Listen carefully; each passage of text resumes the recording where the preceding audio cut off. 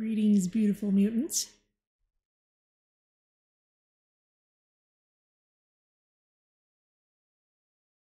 Welcome to a stream of Beacon Pines, or at least the first part of it.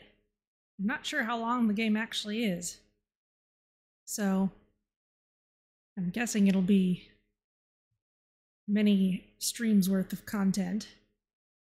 We'll definitely be getting back to 2 Point Campus tomorrow and in general later, but I would definitely like to do some extra streams of this game because it just got released and I helped kickstart it, and so it is something I am wanting to play and might as well do it for all of you. And it's got such a pretty title screen that I wanted to make good use of it here. And I'm not keeping the music off or anything, it really is just quiet.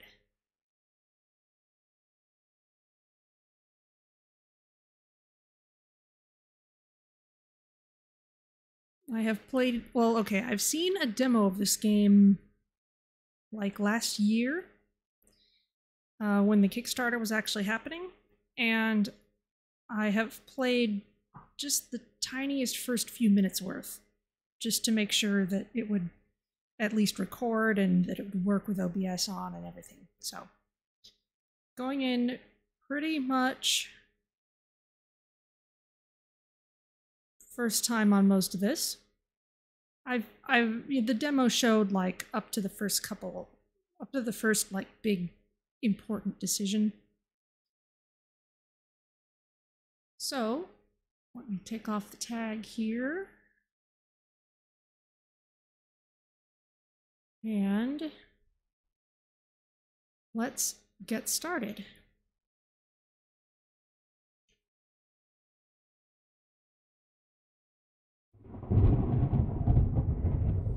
I've tried to balance the audio so the narrator's voice is about as loud as mine.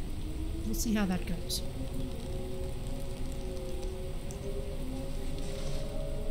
Dear reader, allow me to introduce you to my book.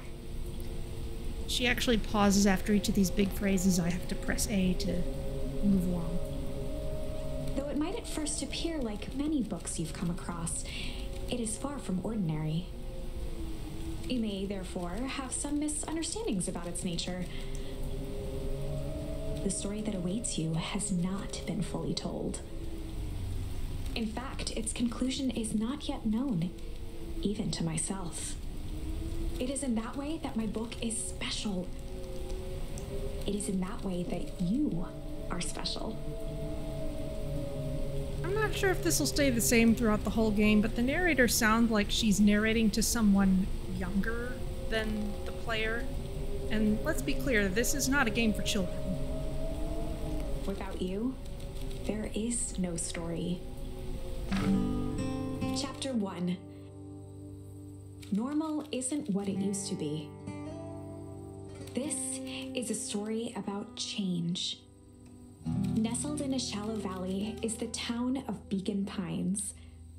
Far from the town square, across the river, past the neglected welcome sign, a young boy walks alone at dawn. His name is Luka Van Horn, and like you, dear reader, he's here for a reason.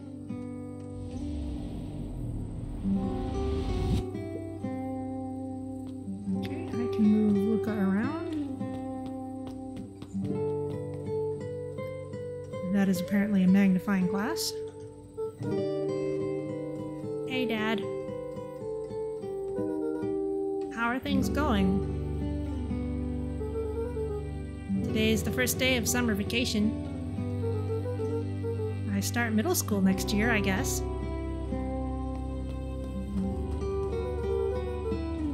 I was 6 years old when you died.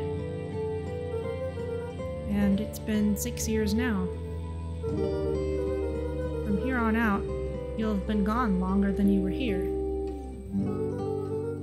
It feels like that should mean something. Mom always said that this tree was your favorite spot in the world.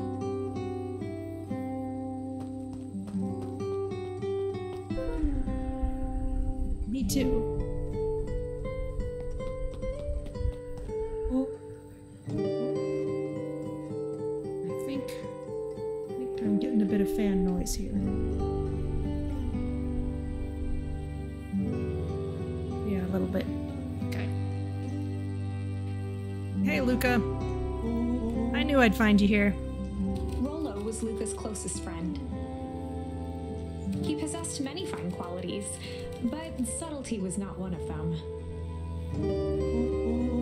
Well, after I banged on your door till your gran answered. And after I checked the pond. And climbed up to the treehouse. Then I knew I'd find you here. You're not seeing a problem? You're not hearing a problem with the fan? Let me point it a little more towards the computer.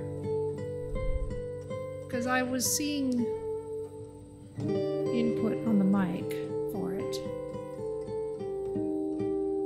No, seems fine. Okay, I'm just making sure the laptop doesn't overheat. Rollo finally noticed the tears welling in his friend's eyes and the flowers on the grave.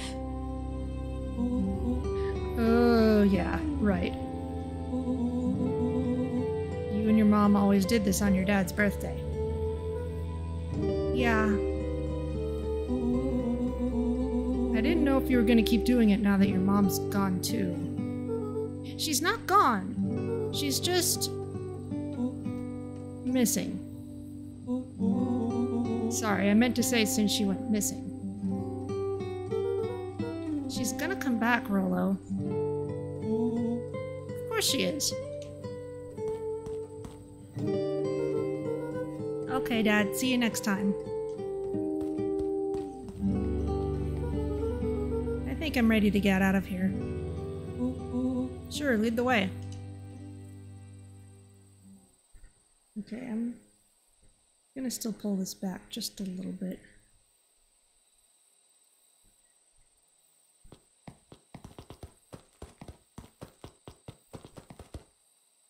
So if you're only just joining, haven't missed very much yet. You can probably guess whose grave that is from the conversation. Dandelions.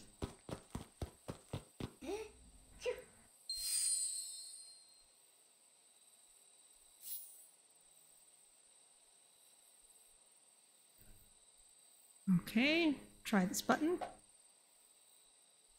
We have a charm with a word for tickle. Wonderful! I had a good feeling about you from the moment you opened my book. That charm is a very special thing. Very special indeed. Please stop using that word. Keep hold of it for now. Its purpose will reveal itself soon enough. Anything else interesting on this screen?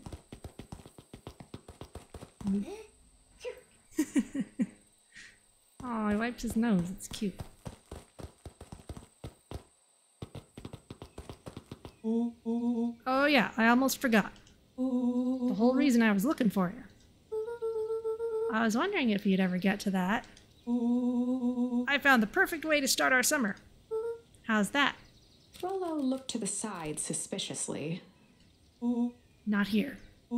They might be watching. They who? Shh. Not so loud. We need to do this in a secure location. Mission control. Alright, I just have to tell Gran and then we can head out. What are you gonna tell her? I don't know, I'll think of something. If it's all the same to you, I'll meet you at the welcome sign. Your Gran still kinda wigs me out. I don't do well with new people. She moved in like half a year ago. Just meet me at the sign when you're done. Suit yourself, I won't be long.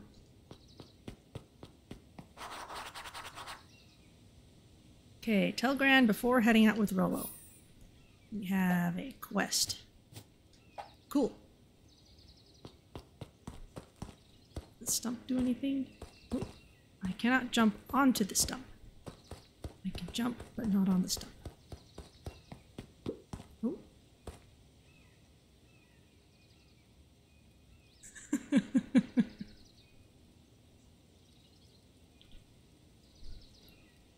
guess we'll just stay here as long as we need to.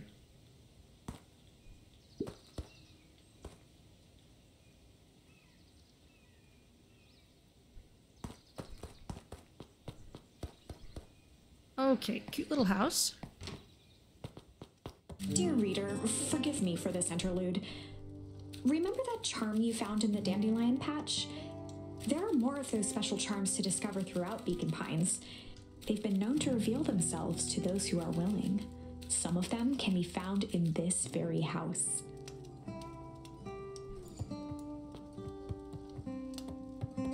So we got a house. We got definitely a grandma sofa. Since Gran had moved in, the house was more peaceful, more orderly, and more covered in flowery fabric. Oh, goodness.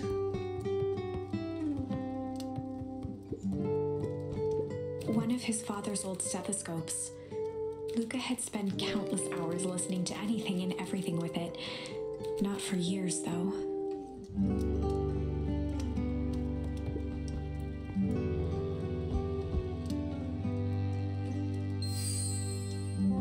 We got a charm for ponder.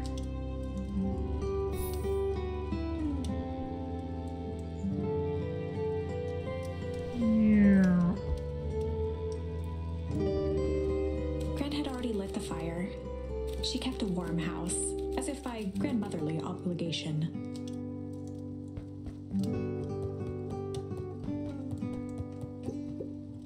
Just some dusty knickknacks.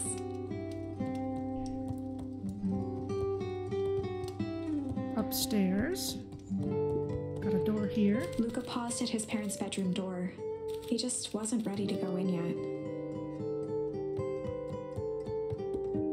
Gran had commandeered the upstairs closet when she moved in. Some things need shelter from a young boy's mischief, she said. Charm for hide. Okay.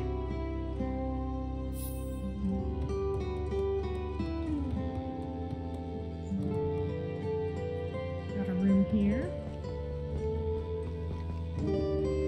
Luka tossed on his favorite old sweater.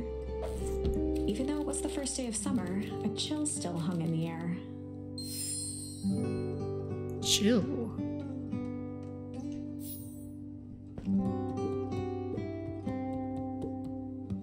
Gran's moving in meant that most of Luka's things had been crammed in the corner. Luka was somewhat annoyed by the situation. Yeah, that's rough. Both parents missing and then all your stuff gets shoved into the corner of what is clearly an already attic room, judging by the angled ceiling. Gran's bed was undisturbed. Luka didn't mind that she had a habit of falling asleep in front of the fireplace. It meant that he could read late into the night.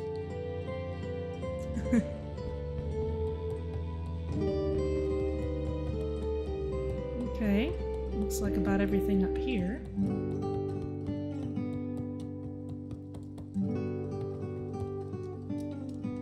Got a kitchen.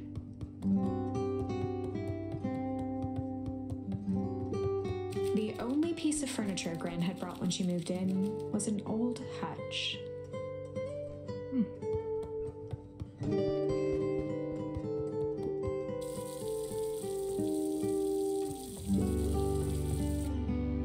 I can turn the sink on and off. A pair of dull scissors, a broken can opener, a mostly empty bottle of glue, and some loose string.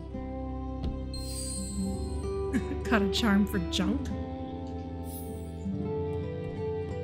An array of prepared meals crowded the refrigerator, each labeled with the day of the week. Grandma seems very organized in that way. Oh my, this is quite exciting. I am now certain that you are the one I've been waiting for all these years. I'm the player. You'll recall I was a bit coy regarding the use of charms earlier. Excuse me, I tend to have a flair for the dramatic. You are about to encounter your first turning point. There are certain times in this tale when everything hinges on a single word. Step forth, dear reader. A sturdy old wheelbarrow. young Luka would spend hours hiding in the bushes, waiting for a chance to jump out and startle his mother. She always enjoyed humoring him by feigning terror.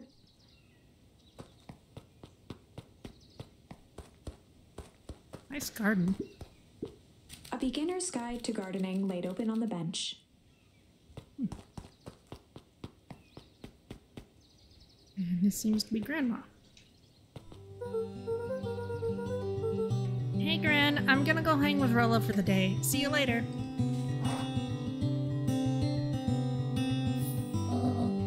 Hold up now. Where are you and Rollo headed exactly? Oh, nowhere special. The less Gran knew, the better for everyone involved.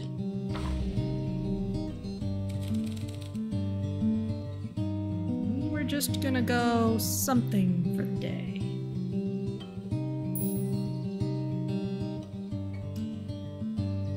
So these are 3 of the charms I've picked up. Ponder, hide, or chill. Any of these would work. Chill seems most logical, so I'm gonna put this in. We were just gonna go chill for the day. We were just gonna go chill for the day. Well, not all charms are choices in every situation. I suspect it's very much like Mad Libs, where you can't just pick any word. It has to be a noun or a verb or from whatever set of charms the game has considered appropriate for that spot. The best lies are built on truth. You boys are always in a hurry to do nothing. We stick to what we're good at. Well, make sure you are done chilling in time for supper. Easy. Impressive. You've managed to navigate your first turning point without too much of a mess. That is the power of charms. A single word can change everything. I think it's time to introduce you to the Chronicle. Okay, top button. The Chronicle is a record of the decisions you've made. You can see the turning point, which has been revealed. At any time, you can use the Chronicle to go back and invoke different charms, creating new branches. Luckily for us, this is the one and only turning point where the charms won't dramatically alter fate. It's the perfect opportunity to experiment with rewriting things. A Gran Jury. We were just gonna go something else. Hide seems suspicious. Suppose we say ponder. We were just gonna go ponder for the day. We were just gonna go ponder for the day. Really? What are you boys going to ponder on such a lovely day exactly? This was Luka's chance to sell his alibi.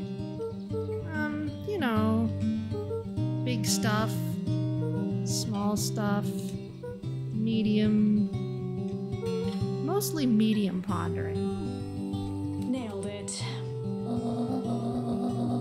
I'll make sure you don't overburden yourself with a preponderance of pondering. Huh? Oh, forget it. Off with you now. Okay.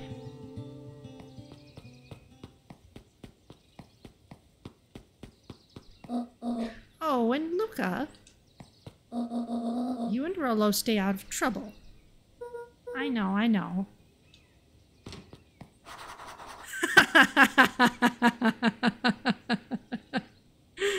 Get into trouble with Rollo. That is literally the quest.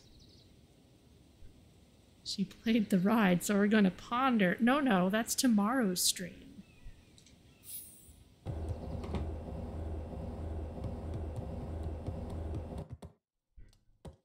Okay, I'm gonna head back out.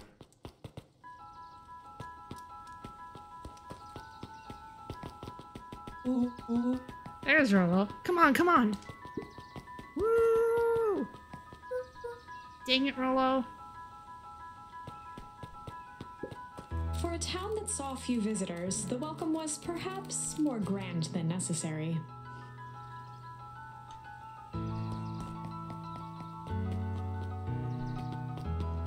You know the drill. Don't let anyone discover our secret path.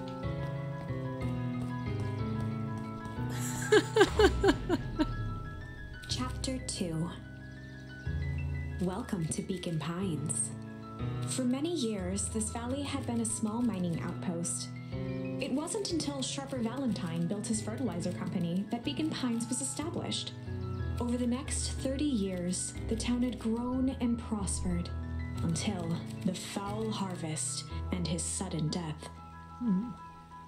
In the 6 years since, everyone was simply trying to get by. Foul harvest.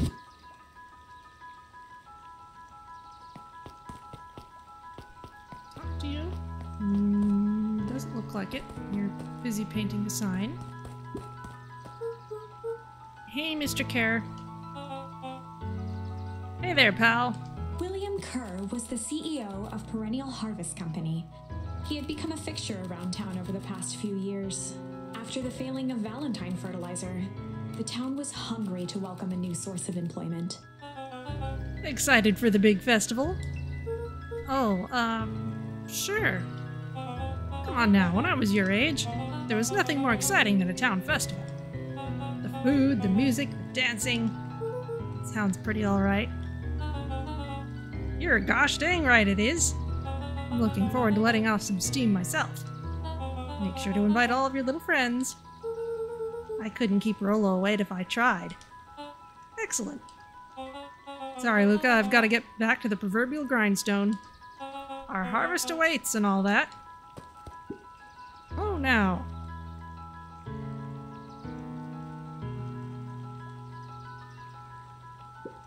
The left side's a little low.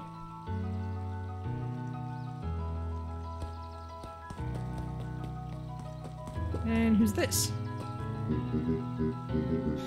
Sorry, young Mr. Van Horn, can't talk now. I'm very busy with preparations. Mayor Augustus Valentine was not busy.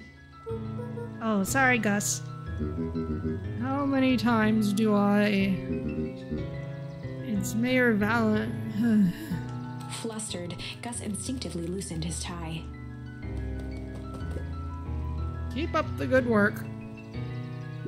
I must briefly attend to a concerned citizen. Huh? It's nothing, keep at it. Alright, what can the mayor of Beacon Pines do for you today? Oh, just saying hi, I guess. Well, good day to you too, young Mr. Van Horn. Very formal mayor.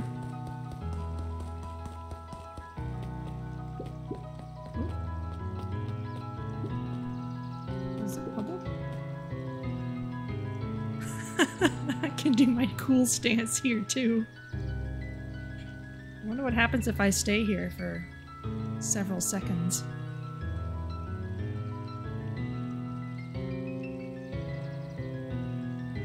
Nothing much, it seems. Zzz. Hey, Mr. Sinclair.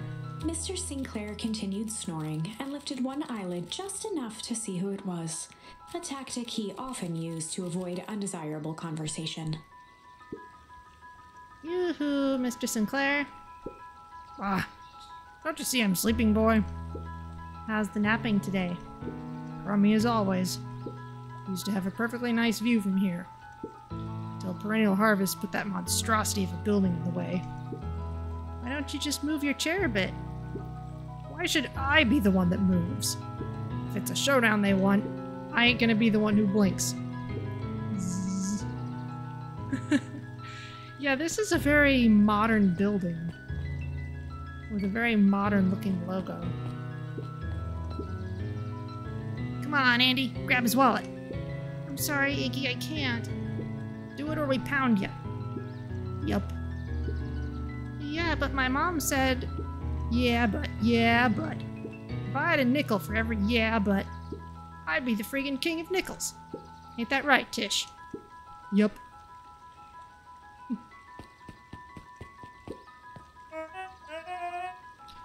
Mr. Van Horn, do you have a moment? It's just Luka. Golly, I'm sorry. It's my first week at Perennial Harvest. He pulled a pen from the pocket of his sweater vest and began to frantically jot something down on a clipboard. Wonderful. It won't happen again. If we are going to be on a first-name basis, then you can call me Pete. Oh, nice to meet you, Pete. Sorry, what are you writing? Oh, just documenting. Gosh, it's exciting to be a part of something so darn special. You know, it's not just about new fountains and phone booths.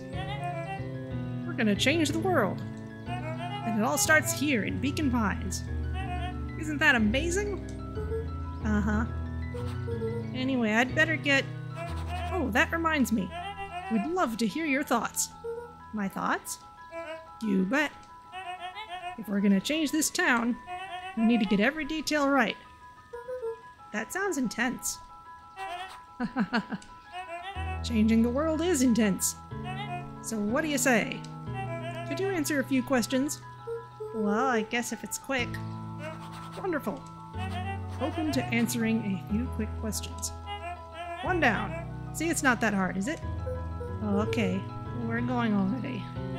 Question 2. What is something you love about Beacon Pines? I've never really thought about it before. Perfect. It's the only place I've lived. See, that wasn't so painful. Pete stopped scribbling and glanced up from the clipboard. Was it? I guess not? Huzzah! Our first 3 questions answered in record time. Are you literally writing down everything? Thank you so much for your time. I need to process these answers. We can save the rest of your thoughts for later. Okay. Our harvest awaits. Those are some fancy sliding doors. Okay, not gonna go that way because Rolo's waiting for me over there. Probably shouldn't keep him waiting too long.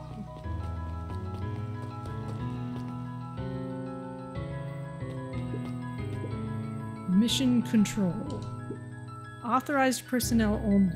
There's a sign, and this is supposed to be a secret?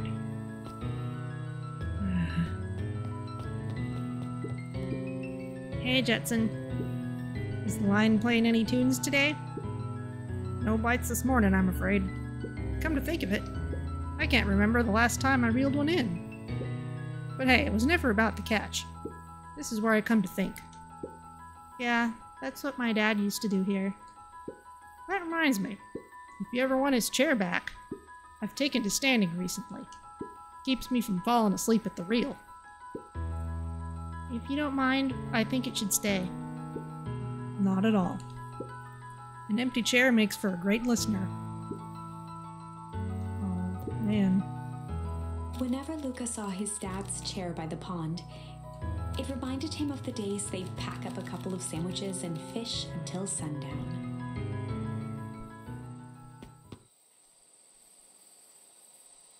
Oh, flashback. A fully interactive flashback. Luka opened the tackle box and picked the perfect bait. Tickle or junk?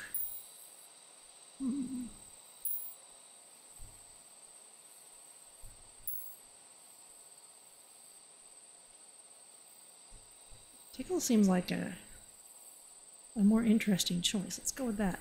Luka gently baited a feather onto the hook. Good for skimming the surface.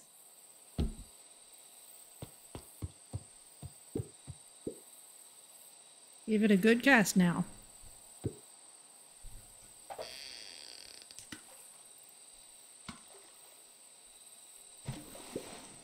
You'll have to reel it in a bit faster. Your catch will lose interest.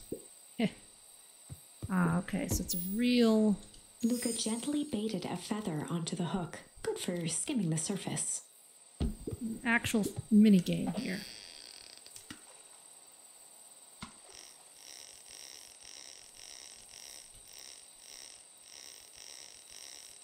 The line does turn red a little bit if there's too much tension. A rubber ducky. Well, I'll be switched. It's your old rubber ducky. You were just a little drooling ball of fur when you lost that. Cried for days. I told you to turn up.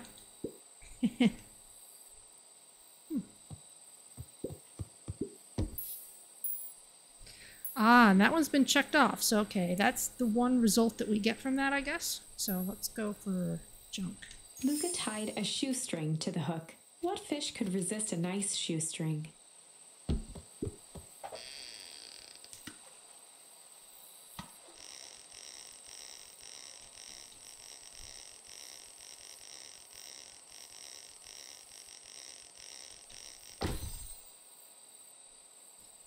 Shoestring gets a shoe. Makes perfect sense. Where do you think the other one is? Hard to say. Sometimes things drift away. That's not fair. No, it's not. Well, wherever it is, I hope that other boot at least has a sock to keep it company. Okay, so that's... Oh, I can't exit out from here, but we've checked off both of those. Okay, well... Luka gently baited out for skimming them. Okay, well, we don't actually need to stay here, I don't think. Let's see if I can leave the flashback. I'm guessing that if I come back here later with more charms, we can fill up that blanket with more stuff.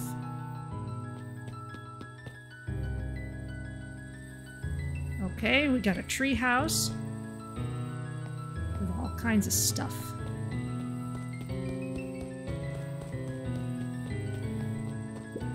The boys had a good thing going. As long as they kept old Jeff happy, they had an endless source of precious materials to add to the treehouse.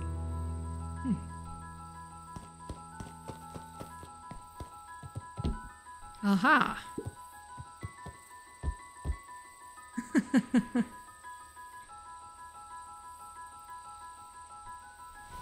More things to sit on and be cool. Don't want to go back out yet. After Luka's father had passed, Rollo became obsessed with them building their own Hank atomic star scraper. It was some time before Luka realized it was Rollo's way of keeping him occupied.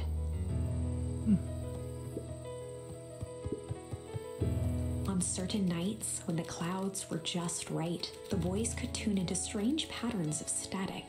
Rollo thinks it's aliens. He always thinks it's aliens.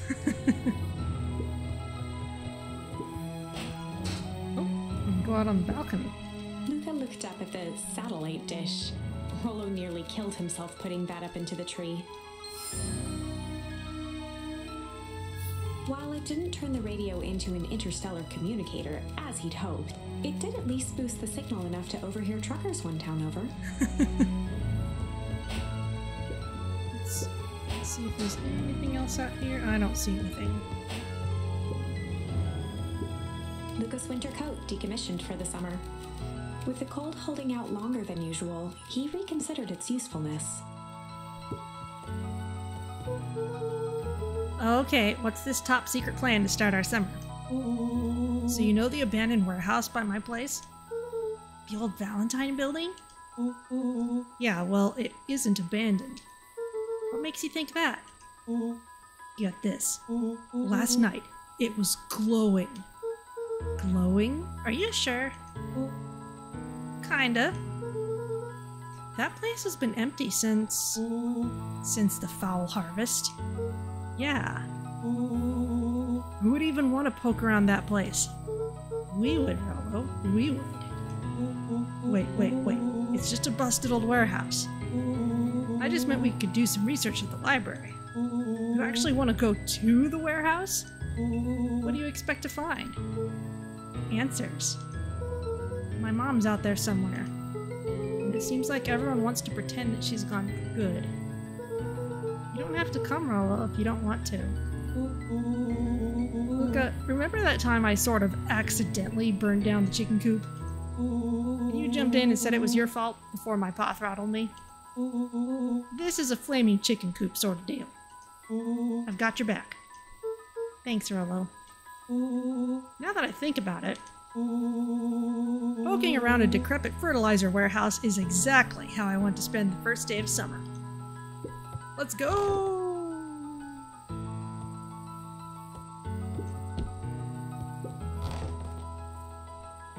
Okay.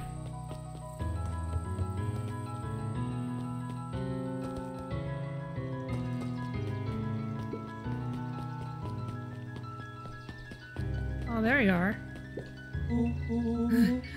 I'm just catching my breath a bit. Go on, I'll catch up. Okay. Ultra-modern building. There's the rest of town. Yeah, Perennial Harvest doesn't quite fit the vibe.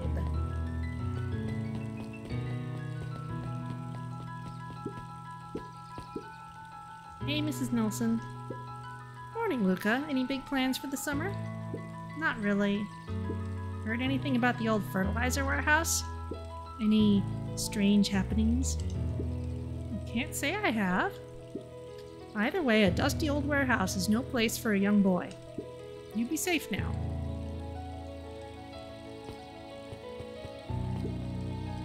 Miss Hatch could often be found near the fountain, too absorbed in a book to be distracted. The two wandered down the wooded path, unaware of the danger ahead. Oh! Oh, this is getting good. Go back here? Oh, I can. Piper? Oh, hey, Luka, what's up? You know it's summer break, right? Of course. And it's like the morning. Correct. And you're studying? Like they say, the early bird gets the proper education required for a successful and fulfilling career later in life. Mm-hmm.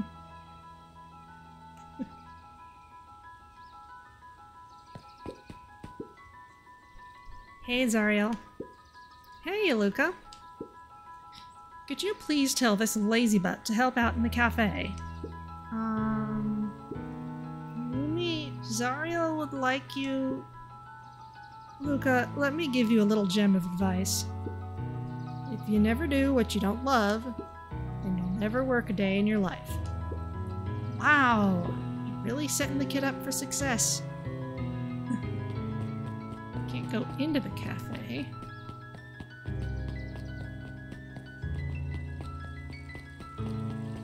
Go from the front. Luka could see the morning regulars nestled in their booths at the early bean. Got Town Hall. Last Chance Diner. Holden Wilder ran the local paper of record, the Beacon. Hey, Mr. Wilder. Morning, Luka. What's the day have in store for you?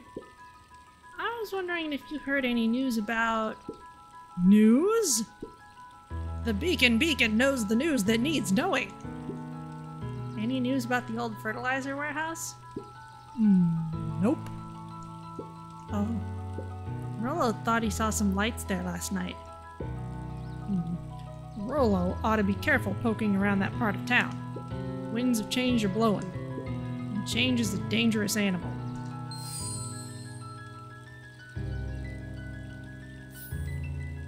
Okay.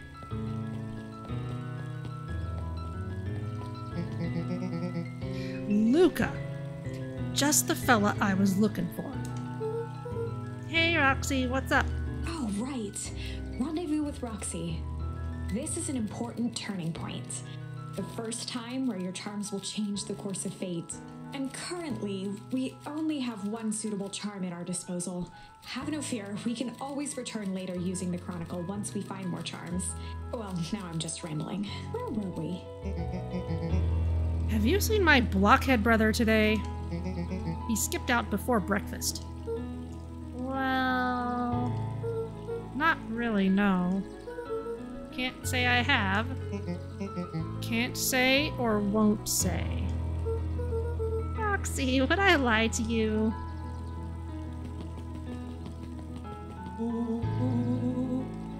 Luka, wait up! I almost forgot to tell you.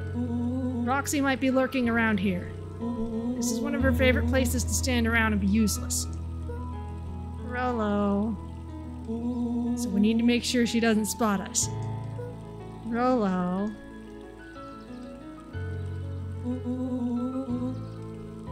Why are you doing that turning thing with your body? What? You're not scared, are you? She's harmless. And a chump. And she's right around that corner, isn't she?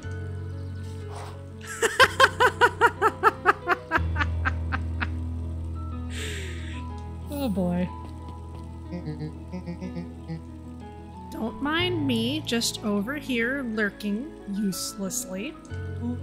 Oh, hey, sis. Nice weather we're having, eh? I couldn't help but notice you snuck out this morning before breakfast. Wasn't hungry. Also, couldn't help but notice your morning chores were left unchored. Roxy, I'm gonna level with you. I'm sick and tired of digging up carrots. We all gotta pick up the slack since the foul harvest. Almost every carrot I dig up is rotten. And the rest look like they were hit with Hank Atomic's shrink array. All the more reason to keep on digging. There's gotta be more to life than puny carrots. Look, Roxy, Luka and I have places to be, so if you don't mind... Oh, I do mind. I'm not gonna catch hell again because of you. So either you march yourself home and harvest those carrots, or I haul you home myself. Rolo froze as Roxy took a step toward him, cracking her knuckles. Luka knew he had one chance to save his friend from being dragged home.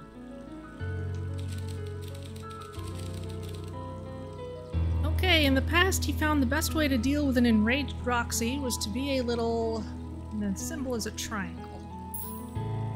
And the only option we have is chill.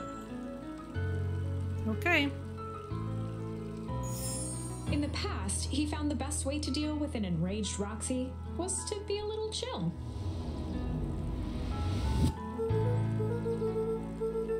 Come on, Roxy. It's the first day of summer, the sun's shining, and we just want to take it easy. Let's leave tomorrow's problems for tomorrow. That's great and all, but Rolo's problems have a way of becoming my problems. Pa always says, tomorrow's work is best left for yesterday.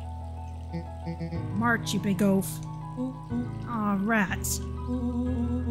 I expect a full report about the Valentine place. A full report! Okay, investigate the Valentine warehouse alone. So, Fitz, what are you up to this lovely day? Nope. Cool, cool, cool. Alright. What happens if we keep going this way?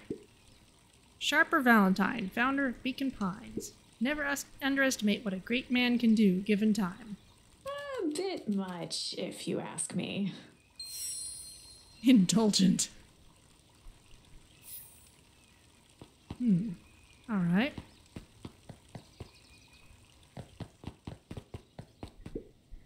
Hey, Solomon. Apologies, no time for chit-chat. Library. Looks like the library hasn't opened yet. I'll check back later. Deals, Nuncreed's drugstore. Luka, my boy, hold up a tick. Oh, hey, Mr. Nuncreed. I was just on my way to... I just sold the last jar of your grandmother's preserves. Can't stock the shelves fast enough, turns out. Hey, that's great, but I'm actually... I guess Juniper will just have to swing by with more of her lovely jam. Uh-huh. Well, don't let this old man slow you down. You just remind her that she still owes me that dance. A promise Miss Gran regretted the second it was made. Oh dear. Will do. She's a fine woman, that Juniper. Yeah, she's pretty cool, I guess.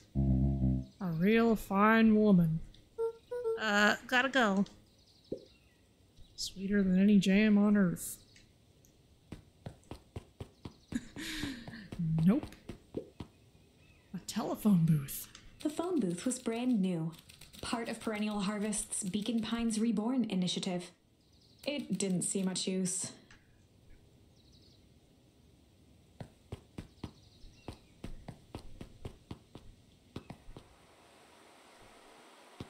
Here we got a forest. Oh, hey, Luka. Hey, Joey. How's the bug hunt going? Not great. Bugs have been shy this week. Bugs get shy? Oh, sure. Bugs aren't that different from people. Sometimes they just want to be left alone. If you're going into Weep Wood, just be careful where you step. No bug crunching. Got it.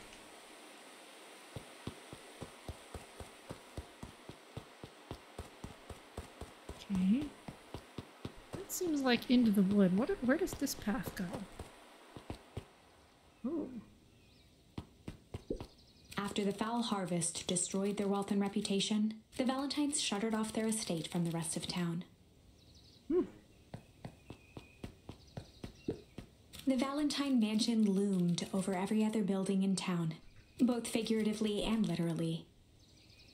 Wow, okay.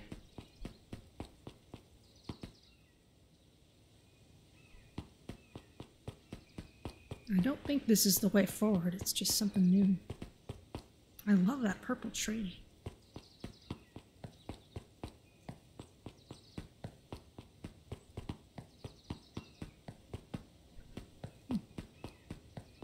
Can't do anything with that right now.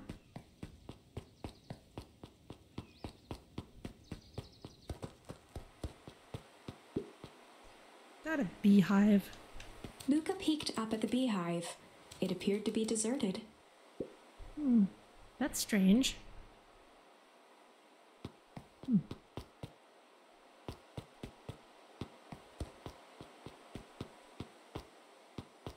Can't talk to you again.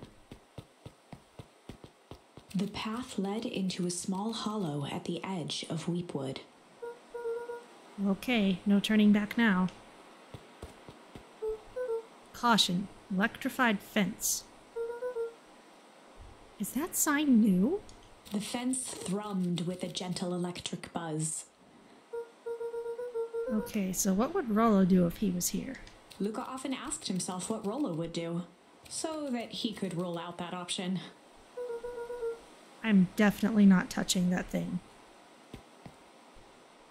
Okay, so it's electric.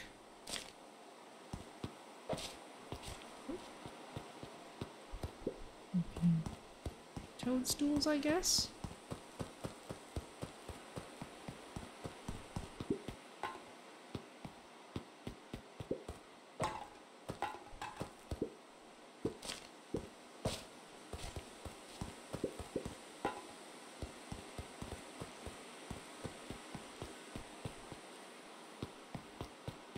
Can I just go through the gap? As sparks flew from the fence, the light atop that section shut off. 2 bulbs remained. Oh, okay. So if I kick something...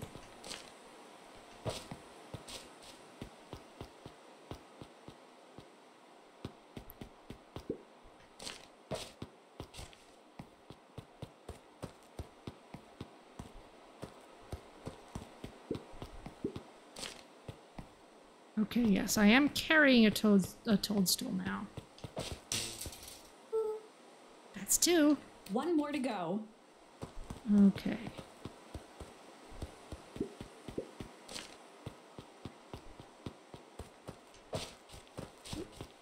Not quite.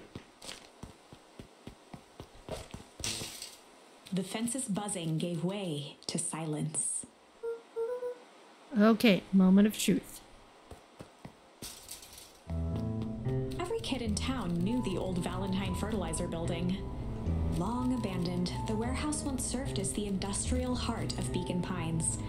Now, it stood only as a reminder of things left behind. The dormant building showed strange signs of life.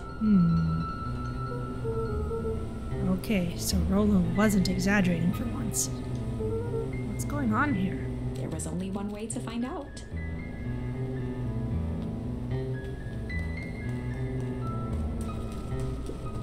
The hose emitted a subtle sound. It was actively draining some kind of liquid.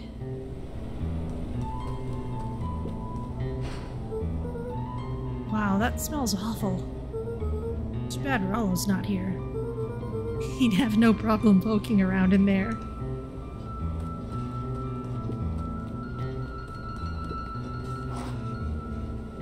Okay, this counts as investigating. Locked. Luka thought he heard faint sounds coming from the other side of the door. He pressed his ear against the cold metal to hear better. A zipper? Footsteps? The sound of footsteps grew louder. Hello? Whoa. Shit. That's a charm. The heavy steel door knocked Luka to the ground. Disoriented, he looked up to see an imposing figure silhouetted in a green glow. It lunged toward him. He tried to scramble away, but felt a gloved hand latch onto his ankle. Luka watched his fingernails leave trails in the dirt as the hand slowly dragged him back through the door, into the lab, into the green light. This is a story about change. This is a story about change. It was far from the sort of change Luka imagined for himself. But change is, after all, a dangerous animal. The end? I probably should have warned you about this. There are many paths that our story can take. Most will end in tragedy, but don't let that discourage you. We will find the ending that this story deserves. I just know it. From here on out, a charm will have a check mark when it's been used to its full potential at a given turning point. Now, let's try something different. Okay, so we kind of discovered that at the fish pond in the flashback. And this is where the game starts to read like a choose-your-own-adventure book, really. Like, not just the mechanic of choosing places, but putting your fingers between the pages so that you can go back to previous choices and try something else. And as you may remember,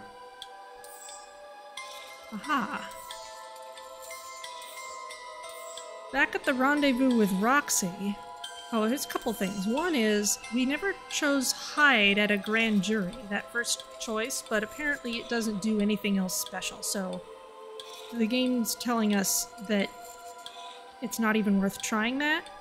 I do know that there's some different dialogue for it, but apparently it doesn't lead to any significant branch in the story. So that's been checked off. At Rendezvous with Roxy, we used to not even have a second option, but because we took this path, even though it ended in failure, we now have another option. And I've kind of seen this also happen in my life as a teenage exocolonist. I've seen a bit of that game played, and it kind of does a similar thing where previous playthroughs give you more options in later ones. Sometimes ones that you definitely wish you'd had previously. So let's go back to this point.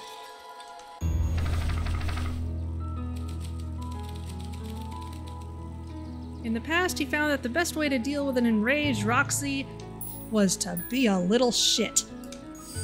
In the past, he found the best way to deal with an enraged Roxy was to be a little shit. Make a break for it! What have you done? Ah! Did that little shit just kick me? Run all you want, you little twerps. You gotta come home eventually. Sorry. Investigate the Valentine warehouse with Rollo. Okay, we can do things differently now. Jeff's hardware closed down about a year ago. The effects of the foul harvest stretched wide. When there are no crops in the field, tractors don't need fixing. You okay? Sorry about that. Rollo can get overexcited sometimes. Solomon Valentine, current ward of and future successor to the Valentine fortune, huffed as he brushed off his pants. A town of complete and utter fools. One wonders if it's worth taking anything here seriously. Either way, I'm really sorry. No matter, how are you doing? Me? Yes, with all that business about your mother and whatnot. Oh, I'm getting by. Still no word from her at all? No. That is truly a shame. Aww. Your grandmother has taken residence to keep house? Yeah. And how is that going? We mostly stay out of each other's way. You make it sound like she's rarely at home. It's not like that. She just has a lot to do. She's still settling in and trying to figure out how to make ends meet. Indeed. Well, count your blessings. It's better to have a caretaker who is rarely around than one who tries to compensate by smothering you with attention. That doesn't sound so bad. Trust me when I say, it's best to rely on yourself. Family has a way of creating more problems than they solve.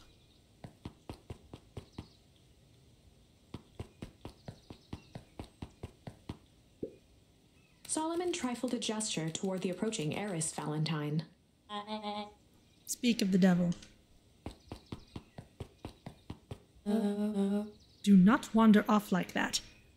Oh man, I am very much reminded of the dog at the end of Spiritfarer. I'm much too busy to be looking all over for you. Apologies, heiress. I was just taking a stroll through town. Strolls are for commoners. You're a Valentine now. I want you to be present for the construction of the History Museum. The future of this town relies on its ability to remember our family's great past. Of course.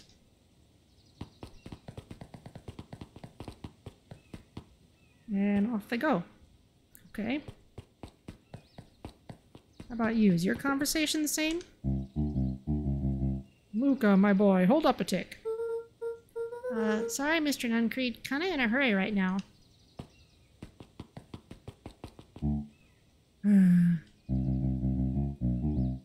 Boy's got too much of his father in him. Interesting, it's kind of fast-forwarding this. I win. Little help. I am the champion! We were racing? Did that road get longer? Like anything ever changes around here.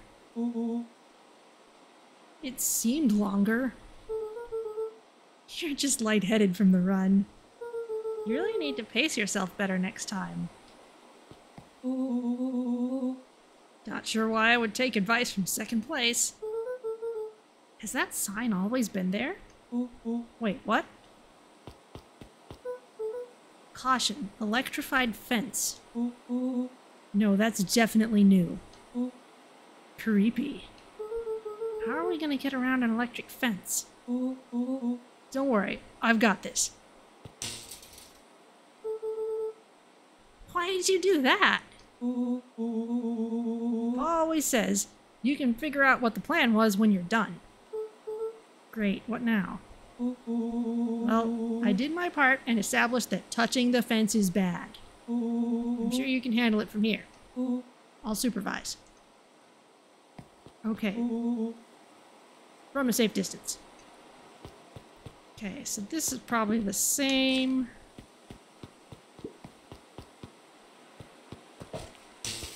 puzzle as last time. Whoa, you're a genius!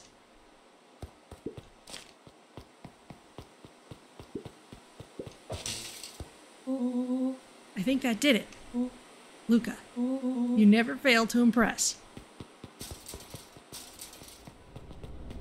As the glowing windows of the old warehouse came into view, Rollo began to bounce excitedly.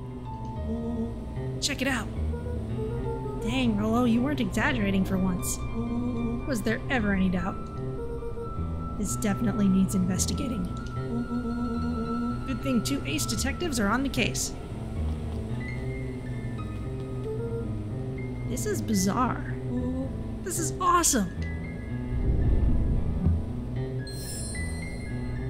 Rumble. Did you feel that? What, the excitement in the air? You bet your butt I did. Check out this puddle. That's not normal. And this hose. Aw, man, the door's locked. Try harder. No dice, it won't budge. Oh well. This dumpster is new, right? I bet it's got stuff in it. Can't really see what's in here. Who did all of this? My nose is itching. I think I smell some treasure. Are you sure that isn't the hazardous waste? Just help me get in. Rollo, it would be my honor to throw you in the trash.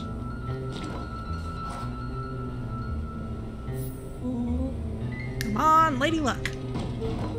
So, what's in there? Let's see. There's a squishy bag of squish. Wow. A good inch of stagnant sludge. Your natural habitat. Wait, hold the phone. Hold 2 phones. Check these bad boys out. Are those walkie-talkies? Just like Hank Atomic communicators. Do these actually work? Ground command to Hank Atomic. Hank, do you read me?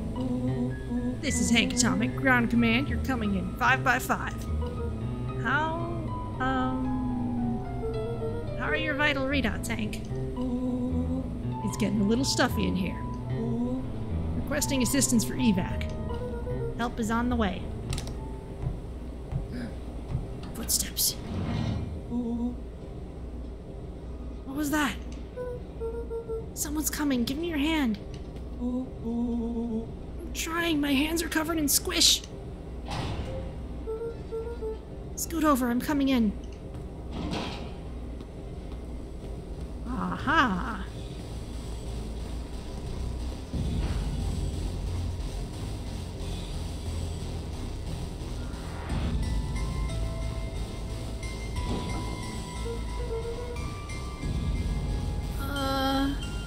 Tell me you saw that? Dude, I don't know what I saw. He's coming back. Get down.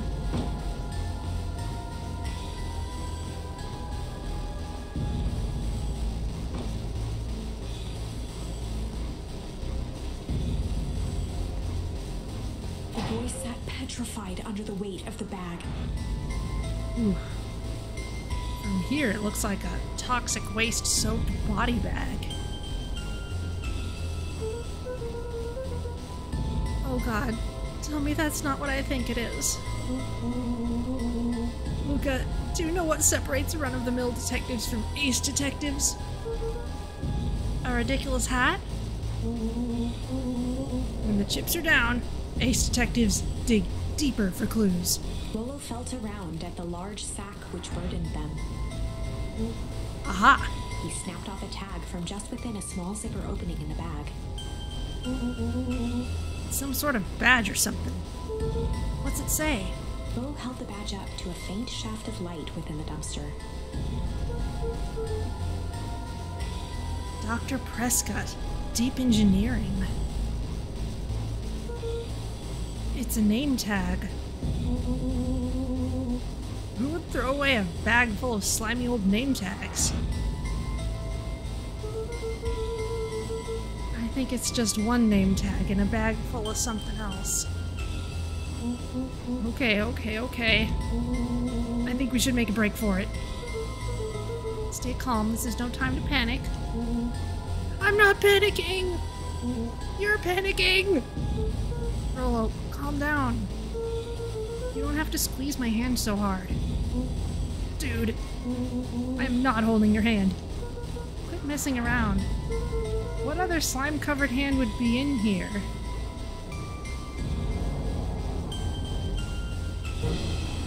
Ah!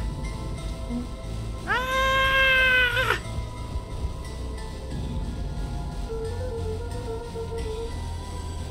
I'm beginning to see the benefits of your Run for Our Lives plan. Right, we've clearly established that I'm faster than you, so I'll go first. Why not go together?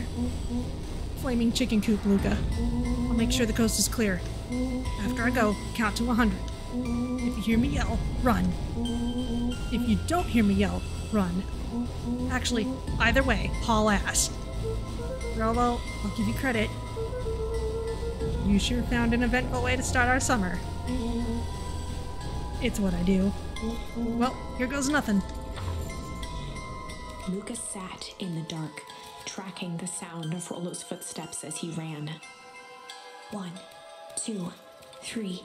He pressed his ear to the dumpster wall, straining to hear Rollo's footsteps as they faded away. 15, 16, 17. He tried not to think about the contents of the dumpster as he counted. 35, 36, 37. The thick stench made it hard to breathe. Screw it, that's long enough. Luka carefully lifted the lid and peered out. Nothing. No sign of Rollo. No sign of the man in the yellow suit. Time to haul ass. Luka clambered from the dumpster, stumbling to his knees. He was up like a shot and running, sprinting toward home as fast as he could. Beacon Pines flew by, blurred by the tears that welled up in his eyes. He wouldn't remember getting home at all that night. Throwing his front door open, storming up the stairs to his room and surrendering to sleep almost as abruptly as he hit his pillow. Chapter 3. Finding a Friend. The next morning, it was quieter than usual at the breakfast table. Only the sound of silverware and chewing interrupted the awkward silence.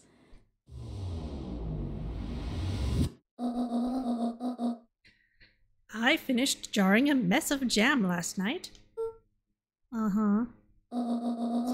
So that'll need to get delivered into town today. Okay.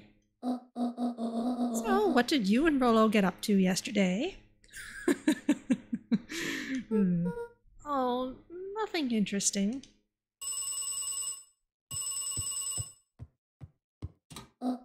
Hello? I like that. Calm down. No, of course it was the right thing to do. Start gathering folks, I'll be right there. Are you sure there isn't anything you want to tell me about yesterday? Anything I want to tell you? Not really, we just sort of ran around a bit. Gran's brow furrowed. She let out a long sigh. Her voice was quiet and even. I have to go take care of something. You are to stay in this house for the day. Under no circumstance are you to leave. What? If I am not back by dinner, there's stew in the icebox.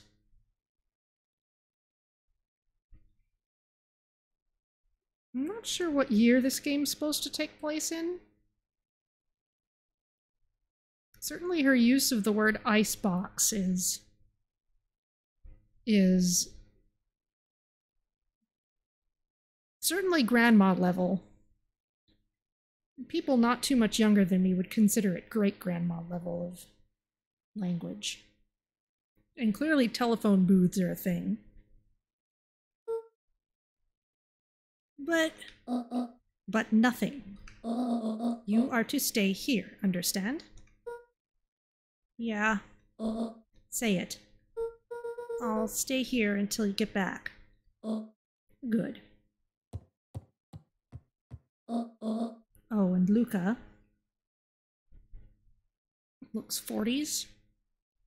Yeah, that tracks.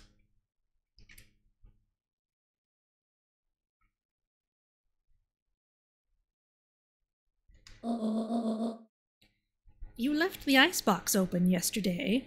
We're not made of money, you know. Oh, whoops. Well, that was strange.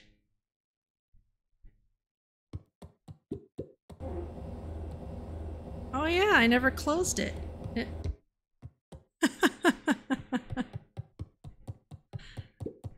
I bet she would have reacted if I'd left the sink on.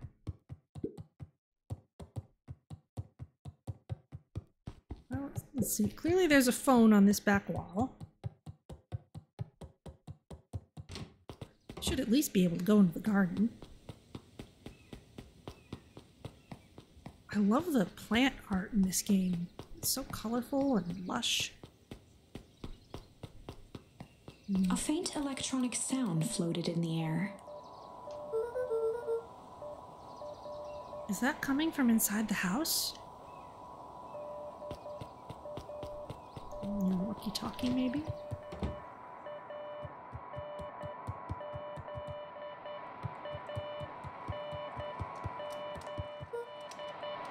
Hello? Is anyone there?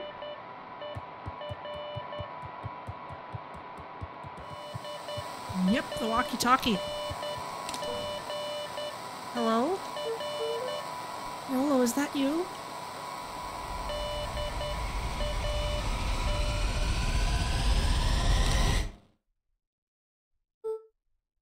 Over?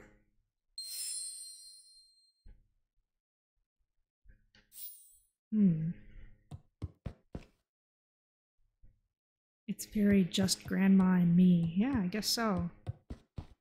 In more ways than one. Oh. Someone's knocking on the door.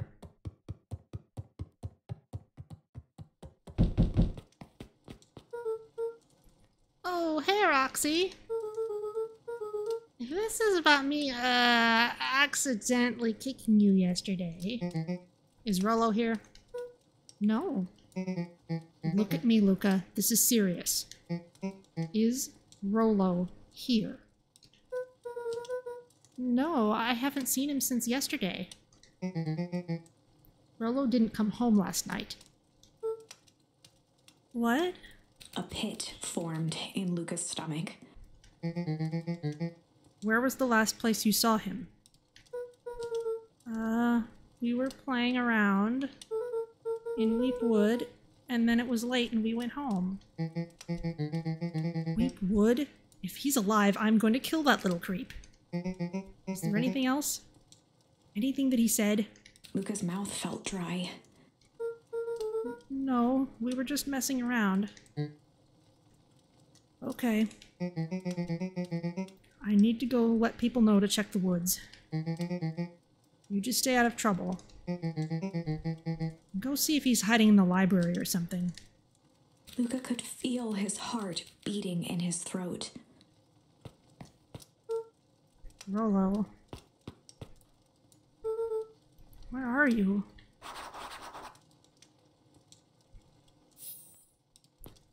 Okay, quest to check the library, so I'm just gonna see if there's anything else new over here. Probably not. We can ponder on the chair if we want.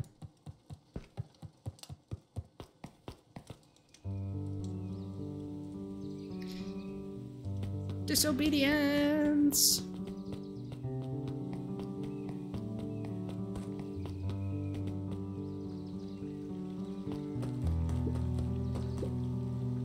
Hey, Bert. Have you seen Rollo? Nope. Though I've mostly been talking to clipboards. They're setting up lots of stuff for the festival.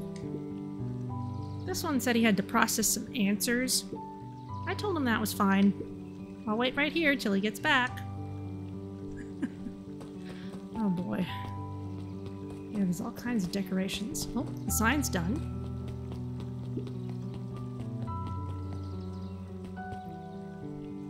This guy is getting walled in. If he doesn't move his chair, he's just gonna get completely walled in by these things. Howdy, Luka. Hello again, Pete. I'm not Pete, you silly goose. It's Toby. Oh no. Is this another identical Tanuki thing? He might be a red panda, I'm not sure. You could have fooled me. Well, hey, it's no problemo. The important thing is we'd love to hear your thoughts. Yeah, I'm getting that impression. We're all part of something special, Luka. And it all starts right here in Beacon Pines. I got it. Toby looked up from the clipboard excitedly. That's right. So how about you start by telling me... Look, no offense, but I've got my own stuff to take care of. Aw, you joker. We're all a part of this together. You let us know when you're free to answer a few questions.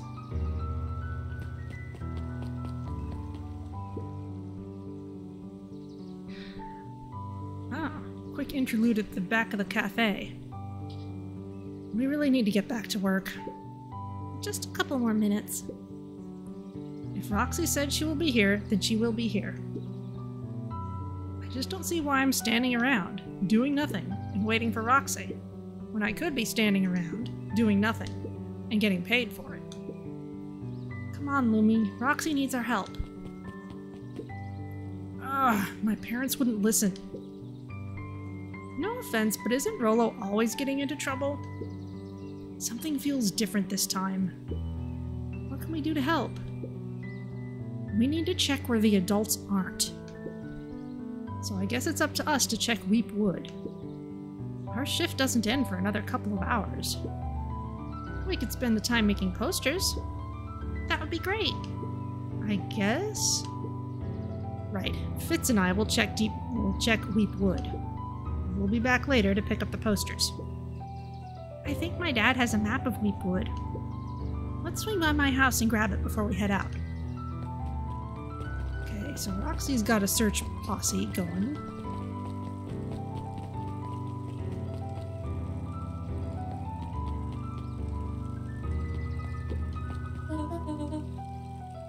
What's this about a missing child? I must stress that the situation is completely under control. It just all seems so terrible. And you're sure there's nothing we can do to help? Nonsense, young Mr. Cotter will turn up safe and sound, I am certain. You just focus on settling in. I trust my sister has supplied you with suitable lodging. Oh yes, Miss Valentine has been more than accommodating. We were just telling our daughter, Beck, that... Now, where did she run off to? You still got your book. His eyes went wide in disbelief. What do you mean, vanished? That's impossible. Getting a continuing vibe that she is the narrator or is simply reading our story. Oh my. He doesn't even see the danger he's in.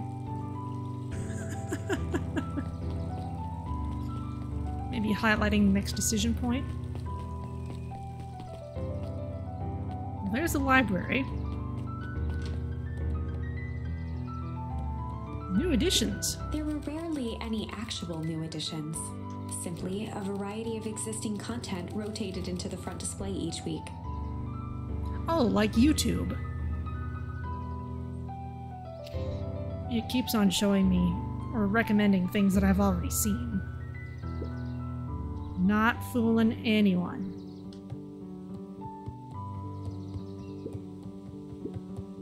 Oh, the cobs I've eaten. A salad-centric travel guide for the mildly adventurous. Yuck. Reminds me of the time I went on tour with choir, and I was not a fan of fast food, so I just ended up getting the Caesar salad at every fast food place we stopped at. Which, you know, are pretty decent as long as you don't put the entire dressing packet on. My favorite was Jack in the Box's Southwestern salad. Sally Seashore's simple succulent sundries. Luka brushed off a smudge of dust. Or maybe it was flour. 30 recipes so easy you'll doubt it's even edible. Succulent. So we have succulent and also indulgent.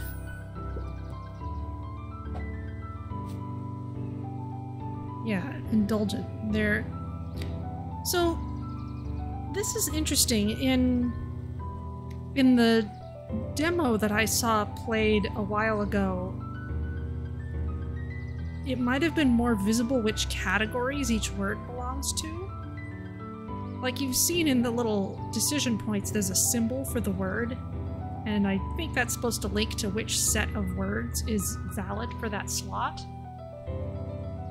They might have just made it more flexible for themselves and just said, alright, we'll just hand pick whichever few are valid and not worry about categories, but the symbols are still there. I think it used to be possible to see the symbols on here, so maybe that's just not relevant anymore. A peek behind the curtain. The methods and ruminations of Patrick C. Montesquieu, one of the greatest acting minds of our time, by Patrick C. Montesquieu. Oof. Kato volunteered at the library during the summers.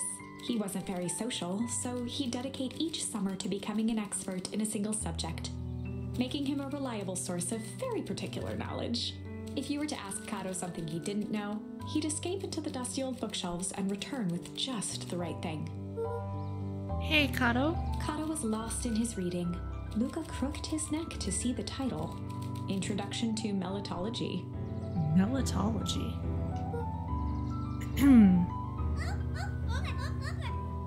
Oh, hey, Luka, you snuck up on me. Good book? Dunno, just started it. He gestured to the shelves. I'm really running out of books I haven't read yet. So now it's on to the wonderful world of bees. Turns out, bees are pretty cool. For instance, did you know that around 70% of bee species actually live in underground tunnels? Or that if there are two queens in a hive, they will fight to the death for supremacy. That is an awesome pose. I think there was a thing during Kickstarter where they were asking backers for ideas for the poses for these charms. And that's interesting, but you haven't seen Rollo around recently, have you? Not since yesterday. Keep an eye out for him, okay? Sure thing. If I see him, you'll be the first to know.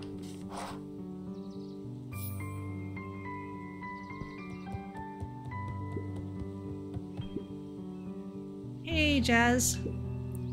Oh, hey, Luka. Did Rollo come by? No. I was actually surprised. He's usually here early on days when a new issue drops. Rollo's the biggest Hank Atomic fan I know.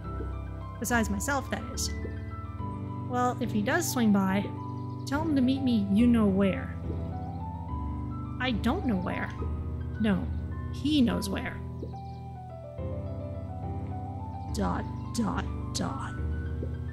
Oh. Roger that, Space Cadet. More books? The bottom corner shelf was a dusty array of thick science books. Only one binding was clean enough to read. Cellular Biology and the Chemistry of Mitosis.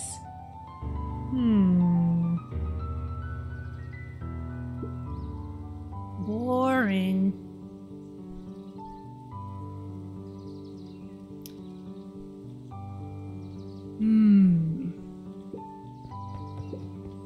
psychological phosphorescence.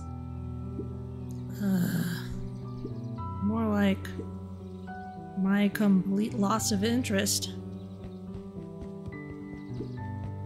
The entire top level of the library was devoted to comics, most of which were Hank Atomic and the myriad of lesser revered spin-offs.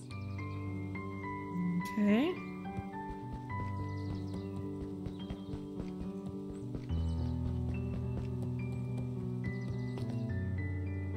Oh, new person.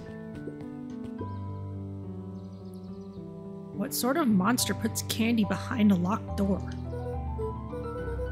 Oh yeah, Mr. Nuncreed works weird hours sometimes. Of course he does. How about you? When do I work? No, what's your name? Luka Van Horn. You new here? Yep. Not by choice. Beck's family moved often, giving her little time to establish any real connections. She would tell you she prefers it that way. I'm looking for my friend Rollo. He didn't come home last night. So he's missing? I guess so. Like, missing? Does that sort of thing happen a lot around here? Luka shifted his feet uncomfortably. Ooh. Well, that sucks. Yeah. So, I should probably get going. Hey, wait up. What? Beck pulled a coin from her pocket.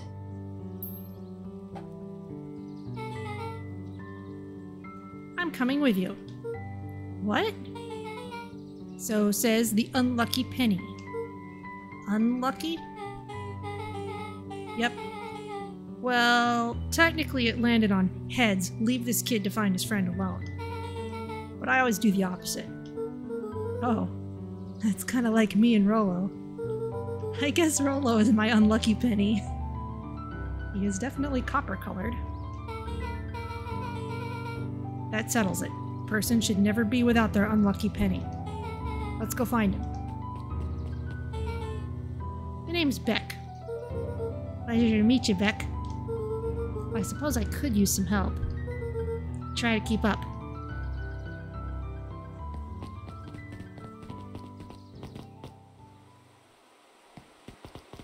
Hey, there's someone who might know about the empty beehive.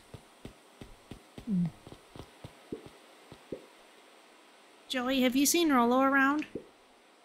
No, sorry, Luka. I've had my eyes in the dirt looking for beetles. I can't seem to find any.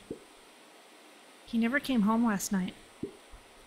You think it's because it's been colder than normal? I don't see why that would have anything to do with Rollo. No, the beetles. Do you think the temperature confused their circadian rhythm or something? Who's to say? I'm no beetologist. Just keep an eye out for him, would you? Of course. Oh, didn't you just move into this area? After the foul harvest destroyed their wealth and reputation, the Valentines shuttered off their estate from the rest of town. I was wondering if Beck would have anything to say about this place. The Valentine mansion loomed over every other building in town, both figuratively and literally. Guess not. Alright.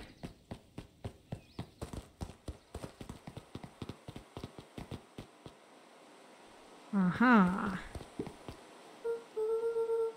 Dang, they boarded up the way in.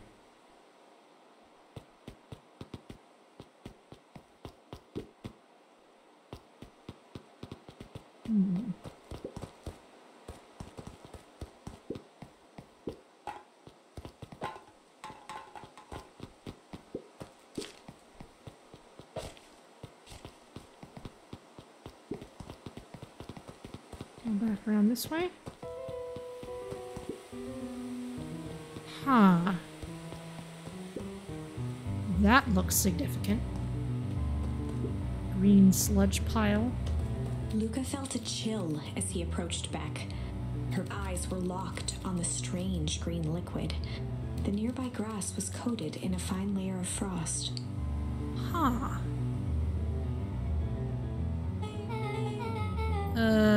Is this sort of thing normal around here?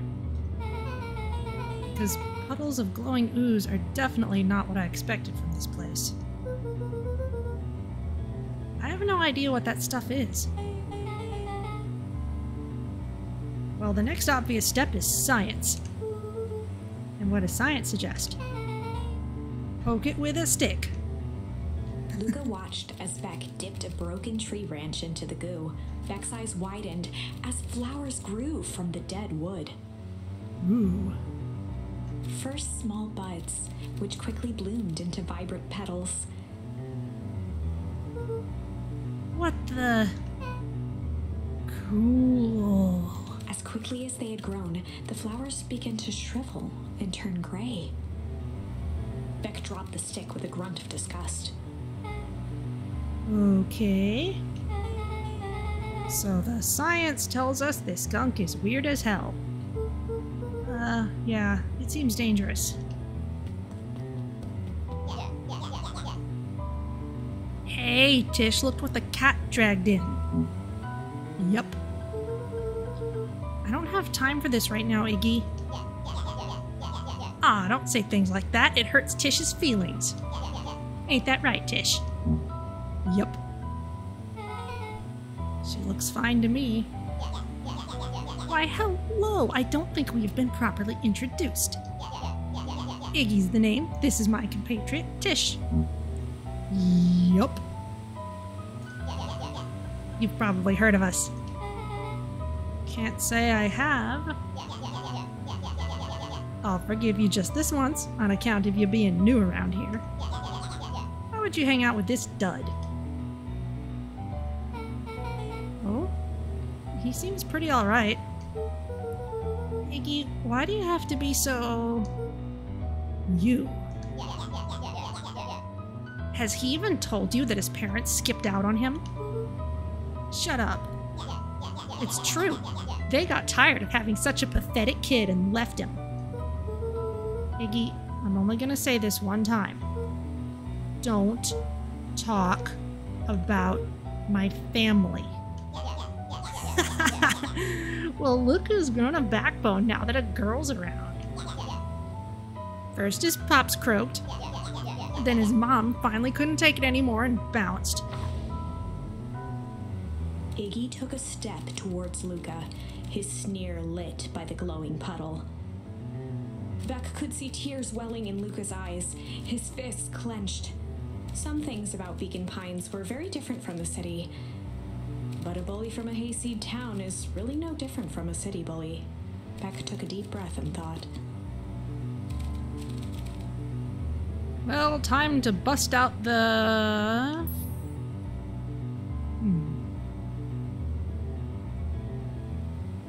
Tickles or the strange? Let's go for strange. Well, time to bust out the strange. ...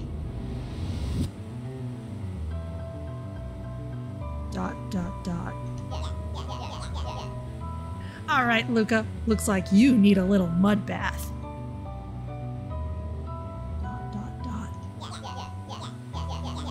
What's wrong with you, new kid? We're about to pound your friend. More meaningful silence. Beck stared in silence, the only sign of life being the twitch of an eye. It's weird when people don't talk. Yup. Stop being a weirdo.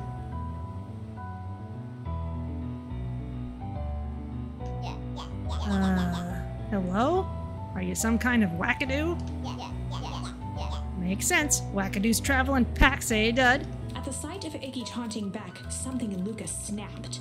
Iggy's smirk shifted to a look of shock as Luka launched himself into his stomach. Arrgh! Iggy's clothes were drenched in the glowing ooze. You jerk! My clothes are ruined! I'm gonna... Iggy's voice began to slur as he struggled to get up. Okay, struggle's a new charm. I don't feel so good. Help! I'm sorry. I just... Oh, shit.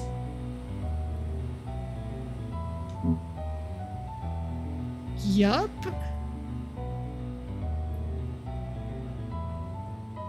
Definitely looks like some kind of growth serum.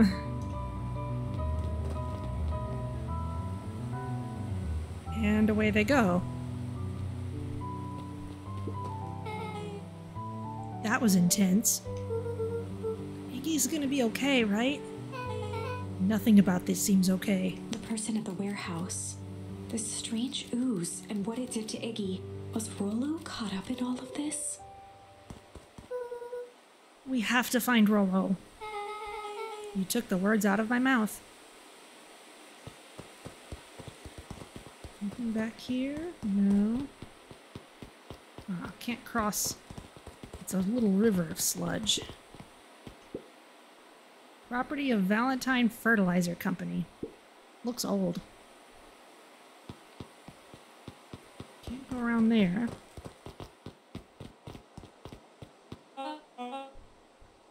Whoa there, little buddies. You startled me. What in the dickens are you up to in this part of town? We were just helping look for Rollo. Oh, you haven't heard the good news? Rollo showed up safe and sound a bit ago. Really? So where was he? It's funny, really. He just got a little turned around in the woods. They can be disorienting, you know. I am starting to get that impression. Rollo's at his house now, getting some well-deserved rest. Wow, that's relief. You two should scurry along before you get lost yourselves. Yeah, come on, Beck. I can't wait to introduce you to Rollo. Oh, that reminds me. Luka, your grandmother was looking for you. She was? She was worried sick. You should march straight home. I guess. Beck, your folks might be getting worried too. I'll walk you home. I need to talk with Nellie about work anyway. Beck glanced toward Luka. I guess all's well that ends well. I'll introduce you to Rollo tomorrow. Sure. Glad he's okay.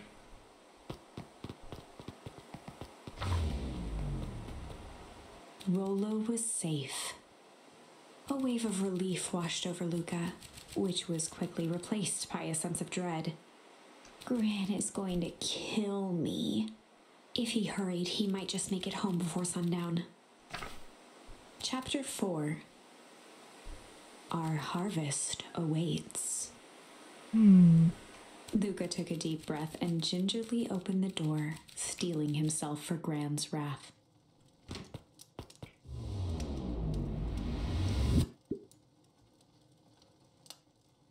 Gran? I'm home. Everything's fine. Gran?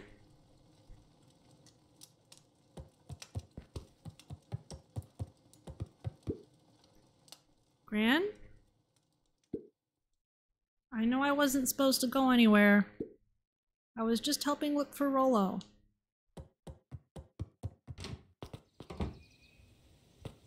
Outside? No. Gran? Roxy came over. She was worried about him. So I figured you wouldn't mind if I helped look for him.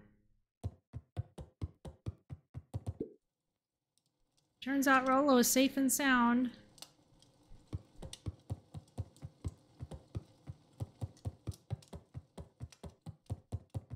Luka was alone. The house was empty.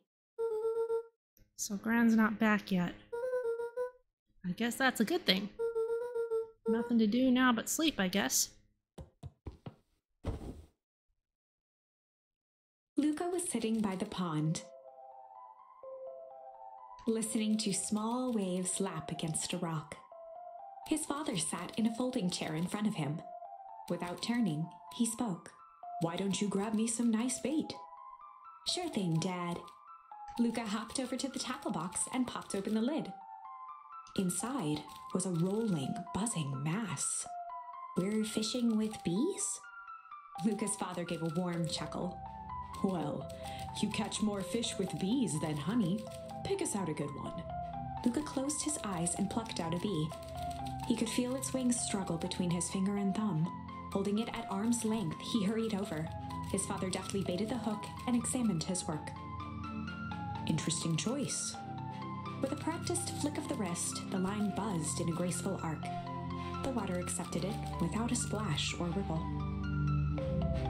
The wrong choice, but I respect it. The pond began to freeze over. Sometimes we gotta make the wrong choice before we can make it right. Pallid ice propagated across the still surface with an alarming speed. Luka scrambled back as the ground beneath him turned cold. Dad, I don't understand. Sorry, kiddo. Understanding isn't always part of the deal. The relentless ice shot through the fishing line toward his father. Dad, look out! His father casually wound the reel. None of it's your fault, you know. Never was. Dad, we have to go! Luka grabbed his father's shoulders, trying to pull him away. Please, you have to run! The ice crackled as it spread across his father's hands. That's the thing about fishing, Luka. His chest began to crystallize. You toss your hook in, and you never know what you're gonna pull out. A shock of searing cold ran up Luka's arms. He gave one last desperate tug. The chair tipped backwards in a single frozen mass. Luka tried to stop the momentum, but it was too late. He watched the icy form of his father slam into the hard ground, shattering into 1,000 pieces that crowded around his feet. Dad, I don't understand. What does all this mean? The gentle rustle of leaves was the only reply.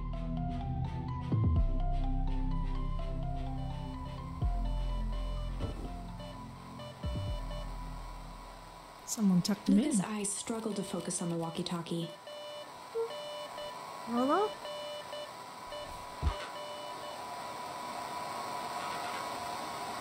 Faintly, he could hear Rolo amongst the noise.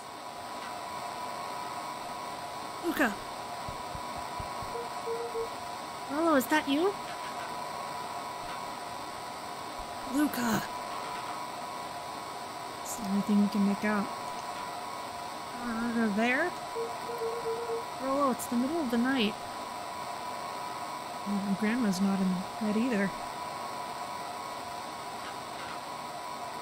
Luka, thank God. Listen. I don't know how long this thing will work down here. Down here? Rolo's voice was coming through more clearly now, but some words were still just static. Listen to me. Someone grabbed me yesterday. What? The man in the hazmat suit? It took me to some sort of... I think I'm underground. Underground? Are you okay? Kinda. You seem more interested in... For now, at least. Mr. Care said you made it back home safe. Care? No. Trust... He is... Hold on, someone's coming. The signal went silent. Rolo? Rolo, where are you? Luka held still, waiting for a response, his pounding heartbeat marking the passage of time.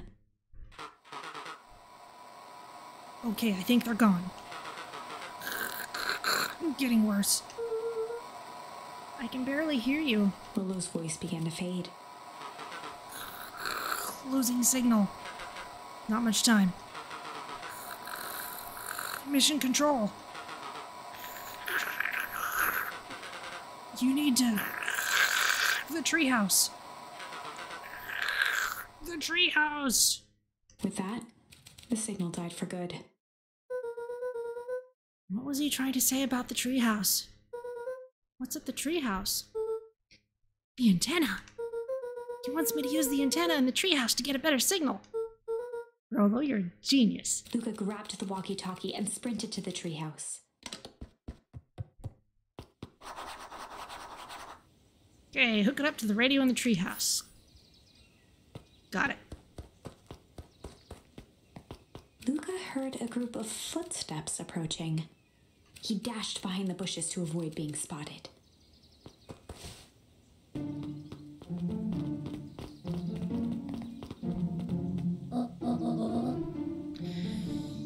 So, we all understand our roles.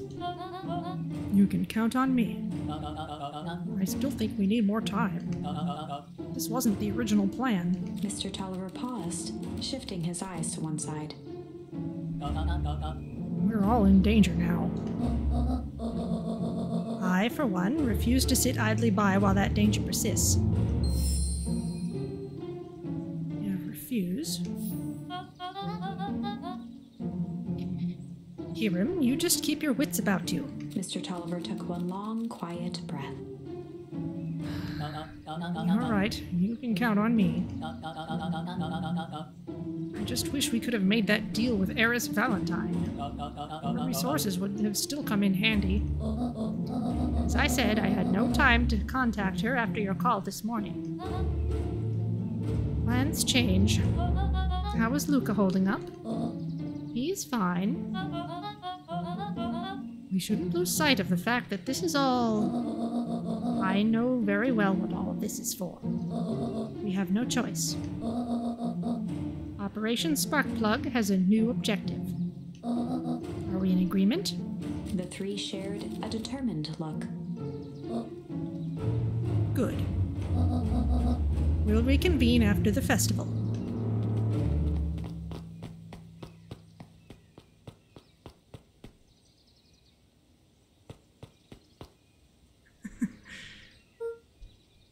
Gran.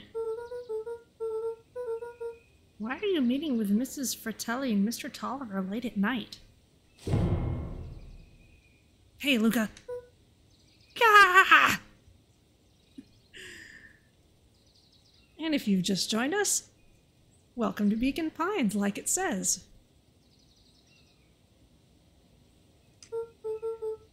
Ton, you scared me. How long have you been there? Oh, just a few minutes.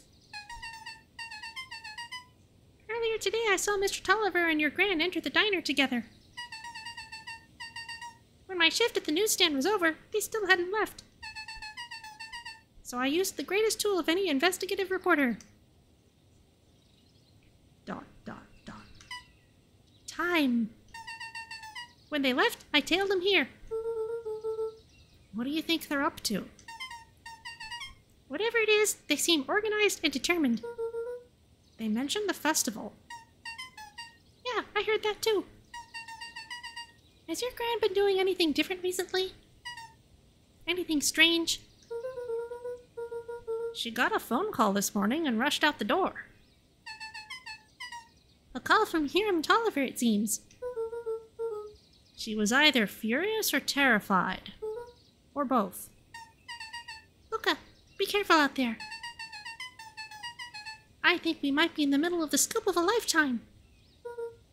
I will. Aren't you coming out? No, I'm gonna stake out here for a bit longer. See you, Luka. Oh. Okay.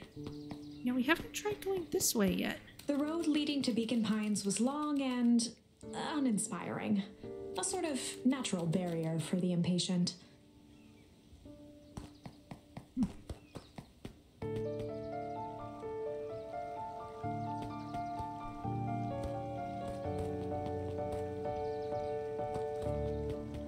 Perennial Harvest is lit up.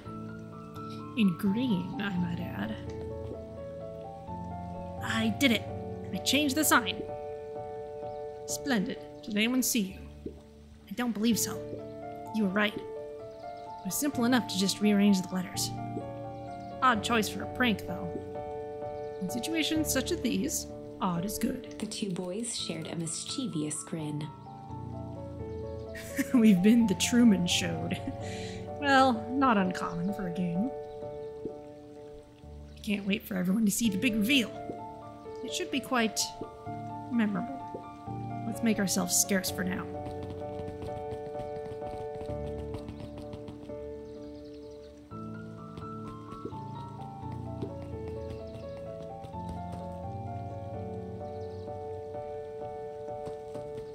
So Festival's got a couple of little spots on it by the A and after the L.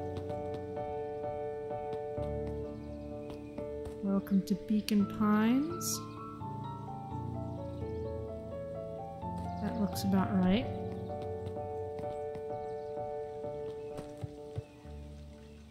And there's something over Festival's covered with a cloth.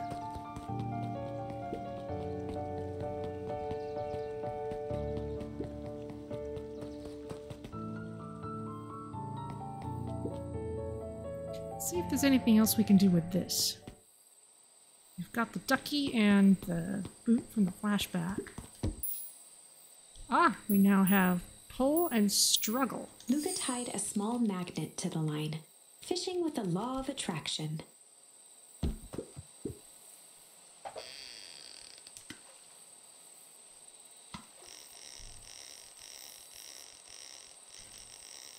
Even the Choose Your Own Adventure book game has a fishing minigame. A key. Where do you think the lock is for this key? Now, why would we want to find that? Because then we would know the secret. That's no fun. Second we know what it unlocks, it just becomes a boring old key. Right now, this key could unlock anything. Cool.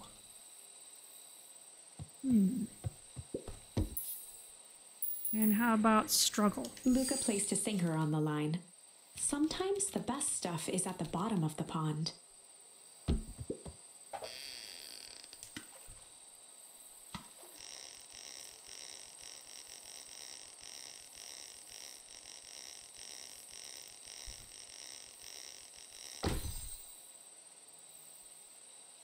A message in a bottle.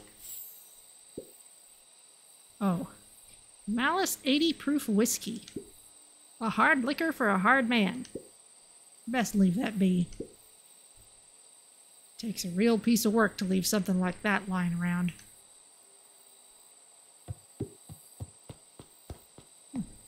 Okay.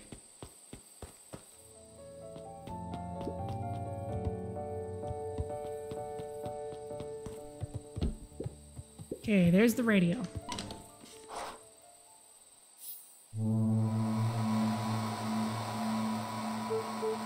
Rolo? Rolo, are you there?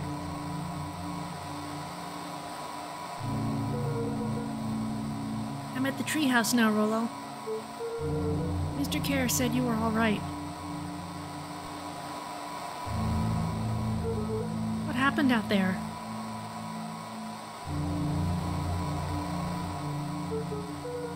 Dang it, Rolo, where are you?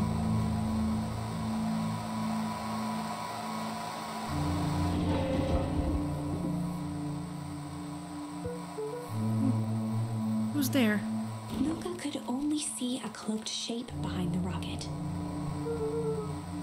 I've got weapons in here, so you better come out right now. He strained to hear as a muffled voice began.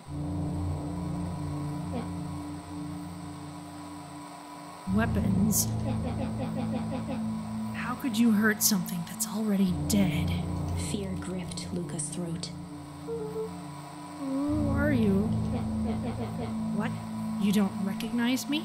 I guess I don't even recognize myself anymore. Luka stared at the ground for a moment, trying to place the dampened voice. The figure shifted slowly from behind the rocket, revealing itself to Luka.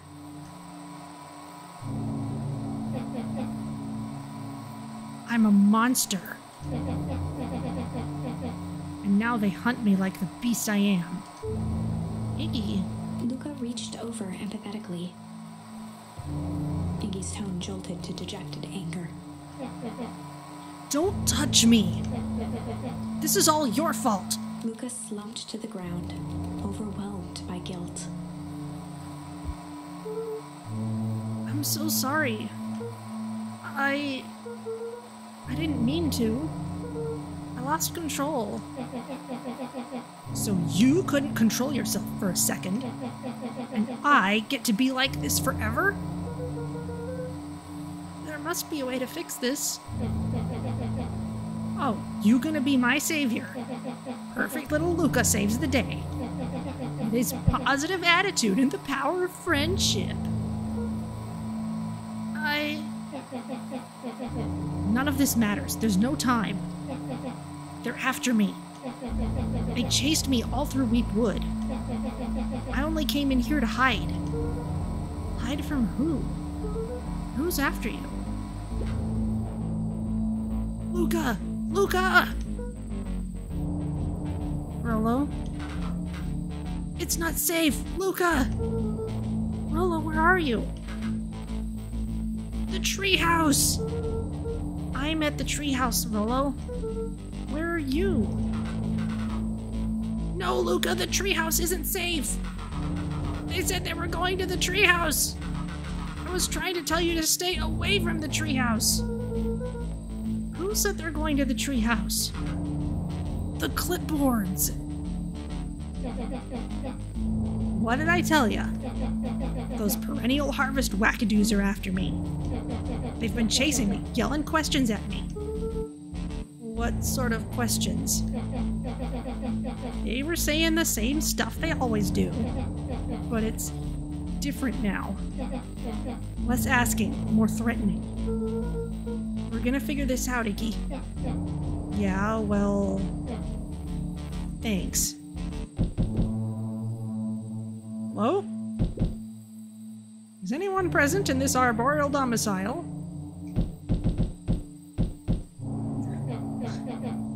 Crap, they found me. Luka, what's happening? Don't panic. You stay here and I'll see what they want. Oh my goodness. That is a mass of clones. Hello, Mr. Van Horn. We would love to hear your thoughts. Do you have time for an informal chat? We will be brief. Your time is valuable to us. Be down in just a second. Of course, of course, of course. We have a problem. Luka, you gotta get out of there. Who's out there? Is it them? Yeah, it's the clipboards. A bunch of them. How many? Maybe all of them? And yeah, you were right. They are saying the same stuff, but with the creepy knob cranked to 10. Might young Iggy be present? We would love to hear his thoughts. The Sorcerer's Apprentice meets Clippy. I don't know, it's more like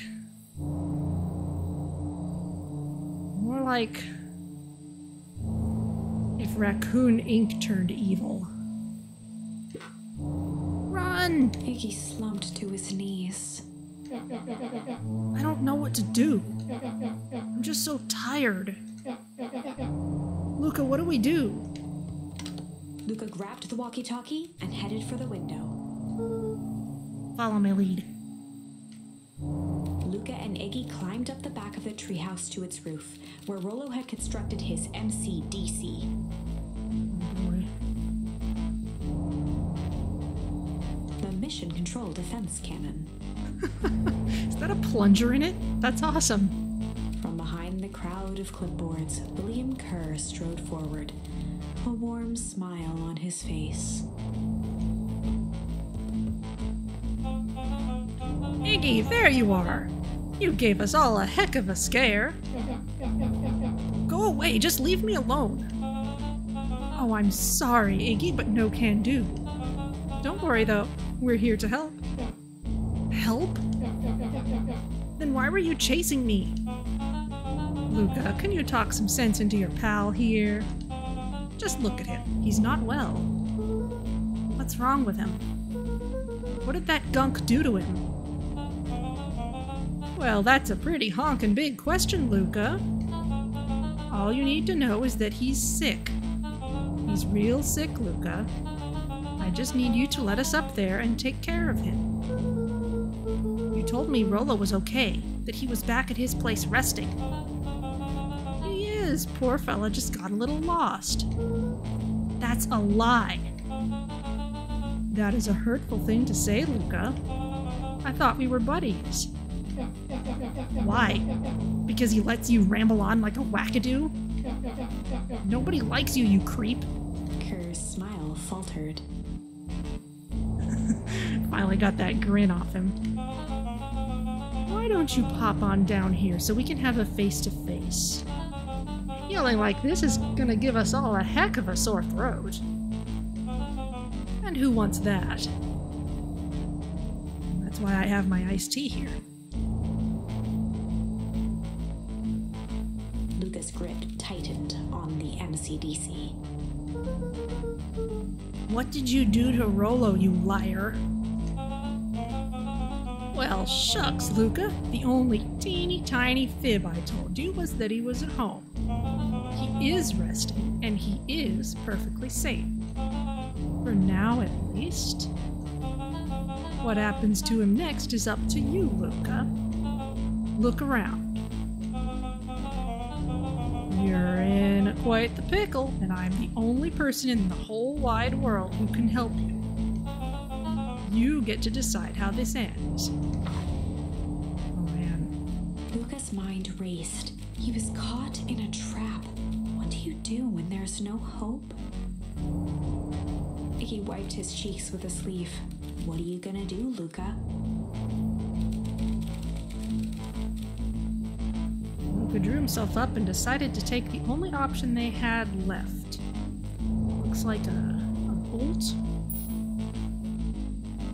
Ah, the only option we have is fight. Luka drew himself up and decided to take the only option they had left. Fight. He swung the mission control defense cannon around, aiming it confidently at the smirking face of William Kerr.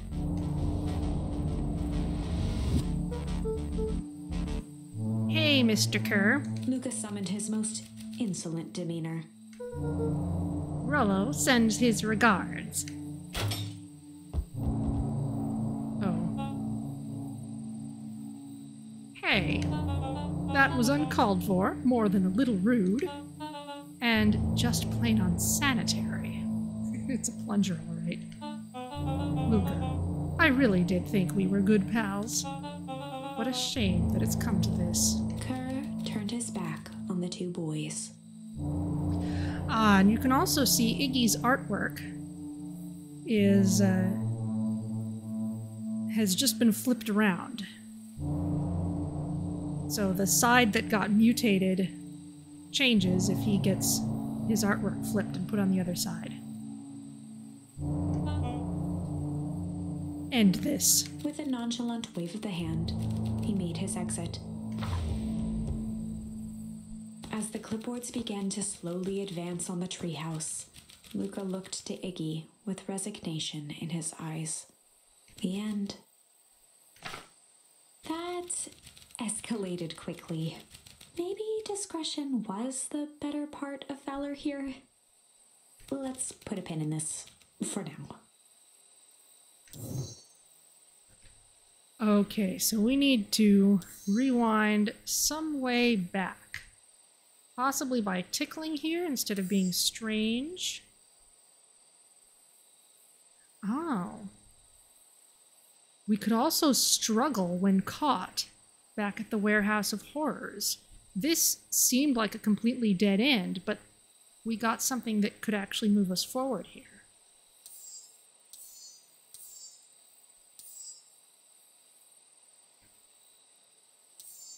Okay, I'm going to ask chat for an opinion. Shall we try tickling the bullies, or shall we try struggling against the hazmat person? We'll wait a little while.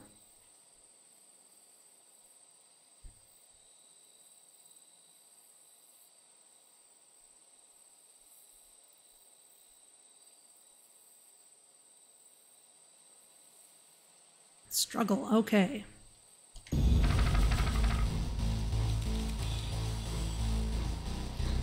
Ooh. So maybe this isn't a story about change. Maybe it's a story about struggle. This is a story about struggle. Luka could hear a machine humming somewhere nearby. The flowers look similar to the thing that fell forward in the treehouse. I'll look at the treehouse next time we're there. Luka could hear a machine humming somewhere nearby. Okay. He felt around wildly, searching for something, anything that could help. His hands found a hard object, maybe a tile? He yanked it free, lifting the cold stone. Let me go! Luka swung the tile as hard as he could at the shape that still held fast to his leg. He heard the crack of glass as the stone hit the assailant's mask. With a muffled yelp, the hand let go. Luka was free and scrambled to the door. He never looked back once on the long run home. Chapter 3.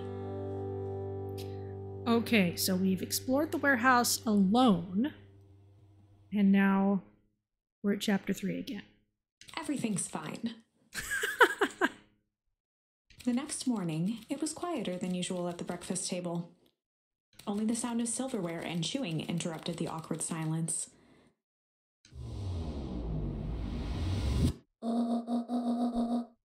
I finished jarring a mess of jam last night. Uh-huh. So that'll need to get delivered into town today. Okay. So what did you and Rollo get up to yesterday? Oh, Rollo had things to do, so I just sort of poked around town. I've set the jam down by the front door. There's 2 batches to drop off. One for Mr. Tolliver at the Bag and Wag. Another for Ms. Fratelli at the diner. Aha, she's passing messages. Oh, and Mr. Nuncreed?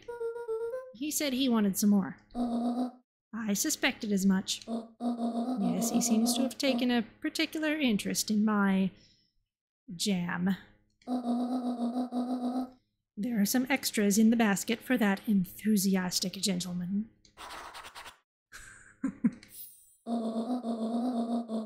Just make sure Fratelli and Tolliver get the ones on top.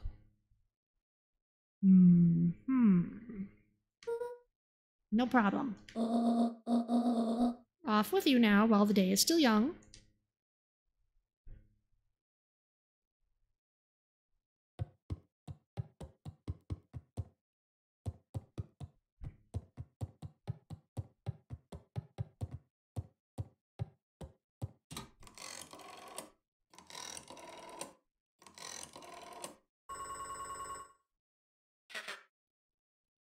So she's placing the call this time.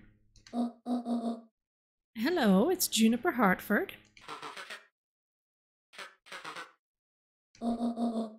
Before you hang up, just hear me out. I have a business proposition.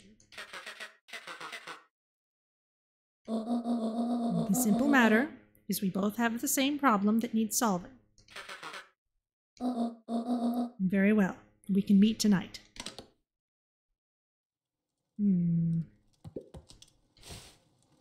Oh, I'm carrying it. Hi, Rollo. Okay. Sorry about yesterday. Roxy can be so annoying. But good news, no more boring chores for me today. Did you make it to the old Valentine warehouse? So, what did you find? Give me the dirt. Something happened. There was someone else there. What? Who was it? Was it aliens? I knew it would be aliens. No. Zombies? No. Alien zombies? What else could it possibly be? Rollo. I've got to deliver these into town first. We can catch up after. Ooh, is it a whole thing? It sounds like a whole thing. Yeah, we shouldn't talk about it here. Meet me at the treehouse tonight. I'm not sure what this treehouse is that you speak of. Meet me at Mission Control. Roger that, Space Cadet. Oh, it's adorable. I love these pink trees. They're so great.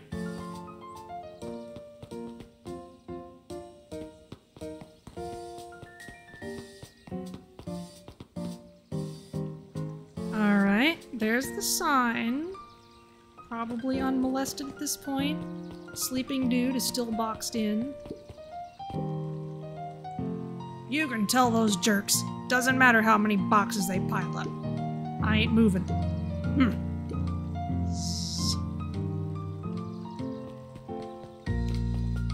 Crotchety dude.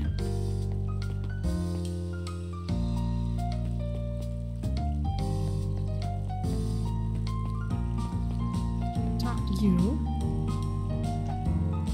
Okay, Mr. Nuncreed, Mrs. Fratelli, and Mr. Tolliver. But Fratelli and Tolliver should get the ones on top. Talk to you. Mr. Wilder, I trust you have time to chat. Heiress Valentine, oldest of Sharper Valentine's children, and heir to the Valentine fortune, had a way of making questions seem like demands. Certainly. What seems to be the problem? Mr. Wilder had learned to assume that if he was hearing from Heiress, it was because she had taken issue with something he had put in the paper. I couldn't help but notice that the front page of this morning's paper was consumed with stories about this silly festival. Well, yes. That is the news of the day. But there was no mention of the museum, nor the foundation through which it was endowed. I'm sorry, Miss Valentine. My readers are more so interested in this town's future, rather than any one family in particular. There was a time, Mr. Wilder, when the goings-on of my family was the only thing this town cared about. Well, things change, ma'am. You know, change is a dangerous...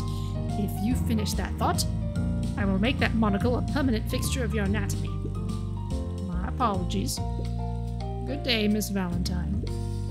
Did I give you the impression this conversation was finished? Mr. Wilder averted his gaze and began to polish his monocle.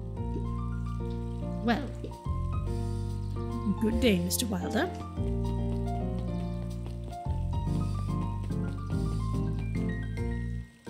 Oh boy.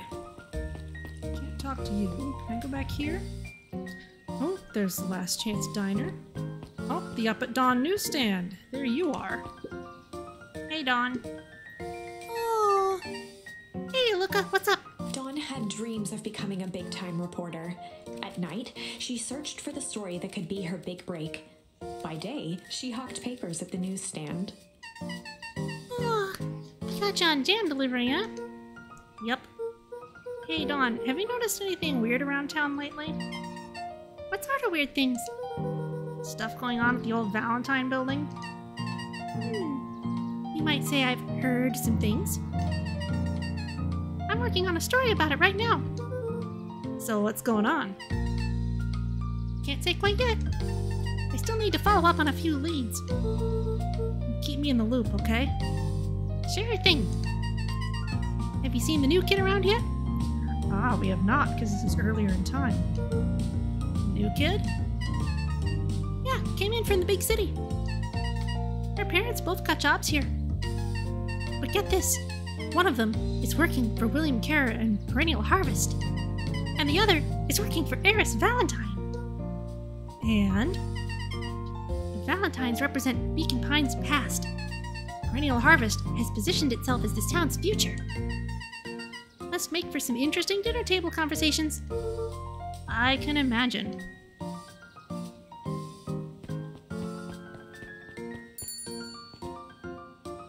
Aha.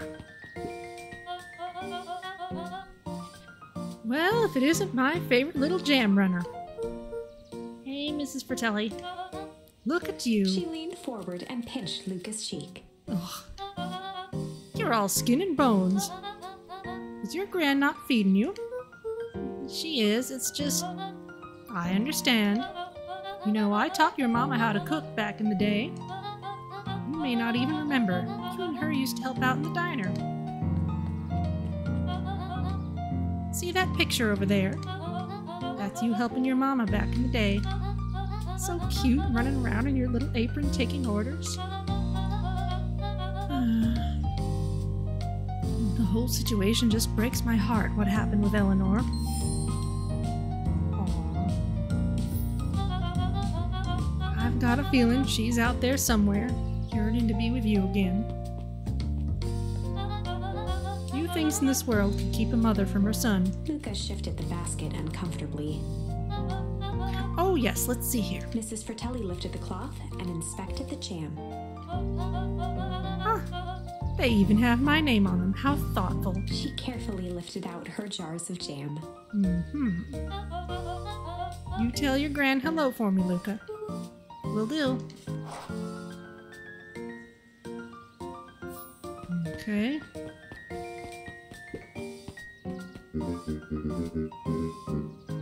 If I could just be left alone, young Mr. Van Horn. Oh, sure. Sorry to bother you. It's just that Mr. Kerr has asked me to make the opening speech at the festival. Being mayor and all, you might expect me to be a charismatic speaker. The truth is, I'm terribly nervous. I really don't think I'm cut out for this sort of thing. Cut out for being mayor or for public speaking? Both, I suppose. I never really chose any of this. It's more of a duty to my family. For our legacy. That sounds like a heavy burden. As for the festival, just speak from your heart. I'm sure it'll be great. Anything interesting to see? Kinda wanna look at the wall. Nothing.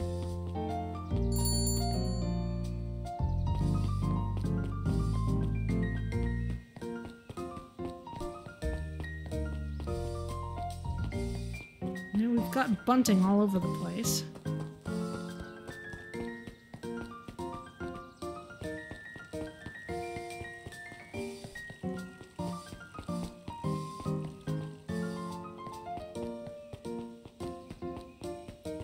Can't talk to any of you.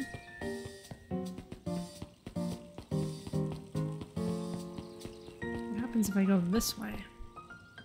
Ah, there's the History Museum. Buds and bulbs. Groceries. Huddled at his counter, Hiram Tolliver was meticulously shining apples. More accurately, Hiram Tolliver was meticulously shining one apple. Hello? With a yelp, Mr. Tolliver fumbled the apple, flailing at the air as it fell. Oh, sorry. No bother, no bother. He leaned forward and lowered his voice. I see you have something for me? Yeah, Gran had some jam I'm supposed to give you. He leaned in a bit further. Jam? Yeah, these ones on top. She wrote your name on them. Mr. Tolliver leaned back, speaking loud enough for anyone to hear. Ah, yes! The jam! Thank you so much for delivering this jam to me! He reached forward and snapped up the jars of jam, giving Luka a little wink. I shall put it on my store shelves post-haste! Okay, I should finish my deliveries. Of course. Of course. He leaned in for a final whisper. Of course.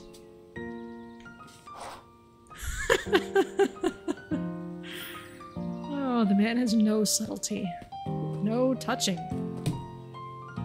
Thump. Giant watermelon. How do you keep the ice cream cold? We keep them on ice. Where do you get the ice from? I don't know, somewhere cold. How do they keep somewhere cold cold? Look, Bert. Do you want some ice cream or not? No, I'm good.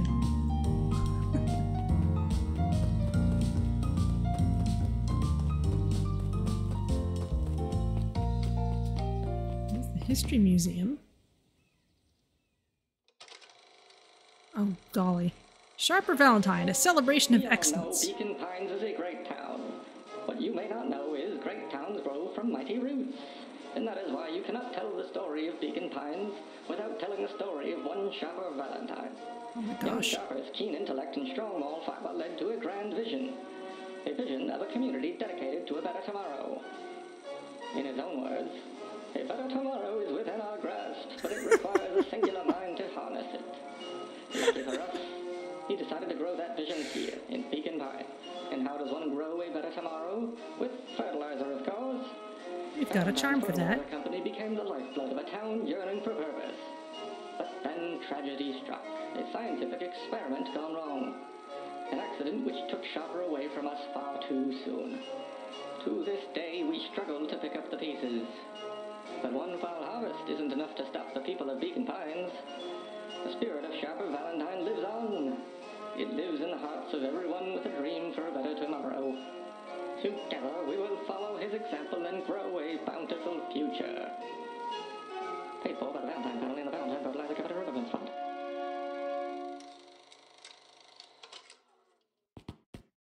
My gosh. That was unhelpful. Whew, it's enough history for one day.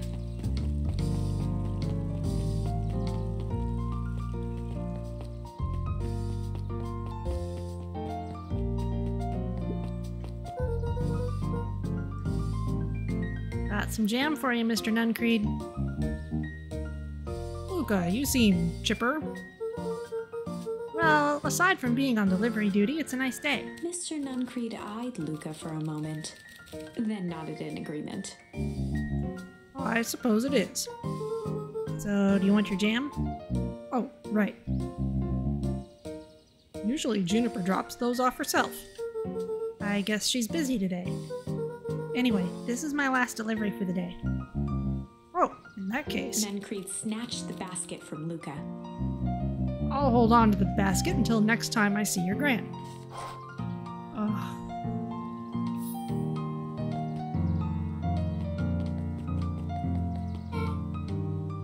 Hey, you. Anchovies or pineapple? Oh no, is this a pizza question? What?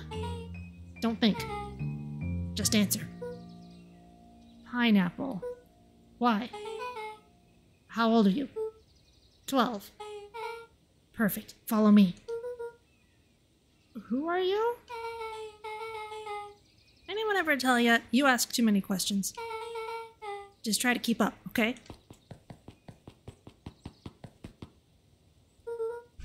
What just happened? Well...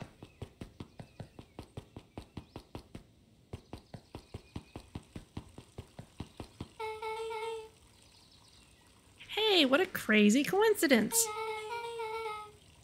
Here's my new friend I was just telling you about. Oh, that's wonderful. Yep, we just hit it off. Oh, really? Get this. His favorite pizza topping in the whole world is pineapple. Nailed it. Oh, And what is your new little friend's name? Beck locked eyes with Luka. The look on her face was equal parts expectant and desperate. Luka Van Horn. Nice to meet you. I'm Nellie, and this is Iona. Ilona? Yes, Ilona. We're Beck's parents. Beck gave Luka a quick nudge. Oh, yeah. Beck told me all about you. Already feels like we've known each other for years. So you both can stop obsessing about me making friends. Oh, darling, we never doubted you. It's just that for children with fewer than 5 close friends, the probability of a stunted development doubles. She's standing right here. Well, 1 down, 4 to go, I guess. What Nellie means is that we just want this move to be as easy on you as possible. You can relax. A friend has been friended. This calls for a celebration. Luka, you must join us for dinner tonight. Dinner? Wow, another coincidence. I actually already asked him and he said he would love to. It's just wonderful. In that case, we should pick up some groceries. You two don't get into too much trouble now.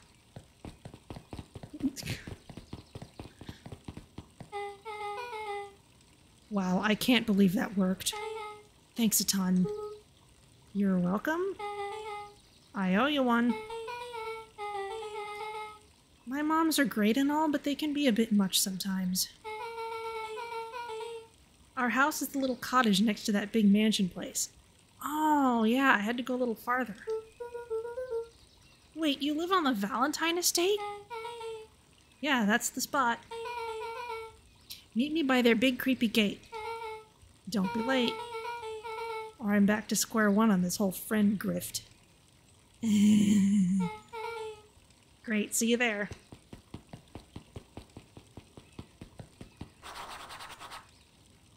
Meet back at the big creepy gate. Okay.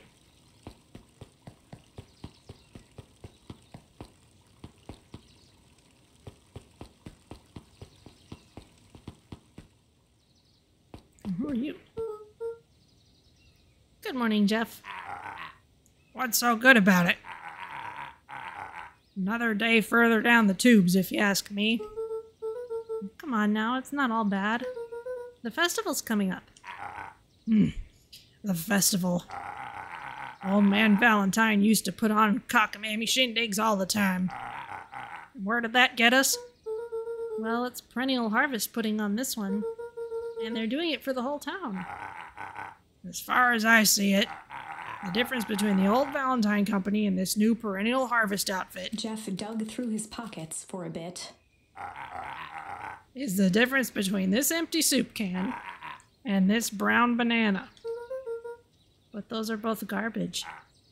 Exactly.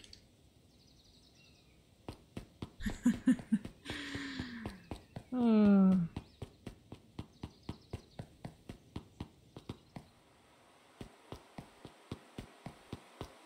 Still can't do anything else with the bees.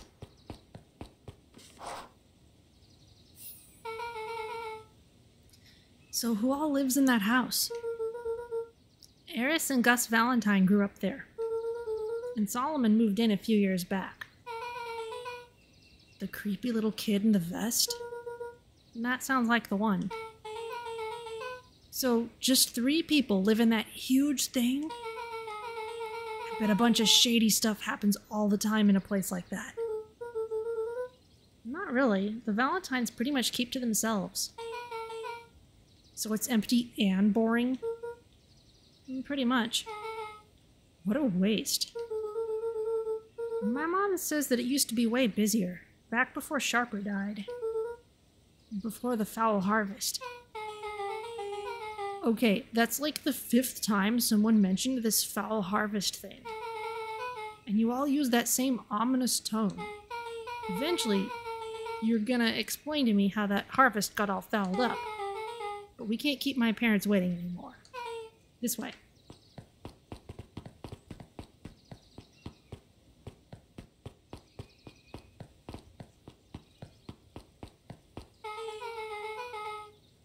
Most kids would have just ditched me by this point. Why are you still here? You look like you could use some help. You know what, Luka? You're not so bad. Let's get through this as simply as possible. Just eat, smile, and nod. Fun. Great. Whatever you do, don't bring up their work. I think I can handle that. Beck took a long breath, then gave a firm nod. Here goes nothing. Chapter 4. Dinner with the Moodwills. Ilona Moodwill was worried about change. A gardener at heart, she understood the necessity of change, relied on it even. But there was a difference between the controlled world of her plants and this cluttered cottage in a strange town. Almost done. Nellie was a blur of activity, digging through boxes. Sorry, love. Couldn't find the dishes. We'll have to make do with paper plates. Dinner went by without much conversation. As she watched Beck and Luka finish up their pizza, Ilona let herself relax into the chair. The things she cared about were still here. Nellie finally had the job of her dreams. Beck was beginning to take root. Ilona's task was simply to tend to them. She could do that.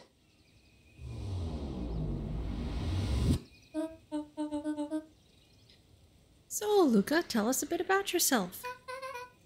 Where do you live? Oh, I live with my grandma. Over on the other side of the river. Your grandma? Where are your parents at? Beck, manners. It's all right. My dad passed away in an accident at the fertilizer plant 6 years back. Ooh. Oh dear. My mom's been missing for a few months now. Like missing? Luka's eyes were fixed to his plate, pushing a chunk of pineapple around with his finger. Nellie was the one who eventually broke the silence. Luka, how did you like the pizza? Oh, it was good. Very good. Normally, we'd have put more effort into dinner. Ilona nervously gestured toward the boxes. We aren't fully settled in, and Beck had mentioned that it's your favorite. I'm sorry, are we just skipping the part where he said his mom was missing? Beck! I'm sorry, Luka, this move is us all a little tired. Luka wiped his face with his sleeve. No, it's fine. So, Beck said that you moved here for work? Whoops, the one thing we weren't supposed to mention. Beck gave Luka a swift kick under the table. Ow! I mean, what brought you to Beacon Pines? Oh, you were right the first time. We're here for work. Nellie won't tell you this, but she's a brilliant chemist. I don't know about brilliant, but I do love it. She's brilliant. Perennial Harvest just made her their newest lead researcher of deep engineering.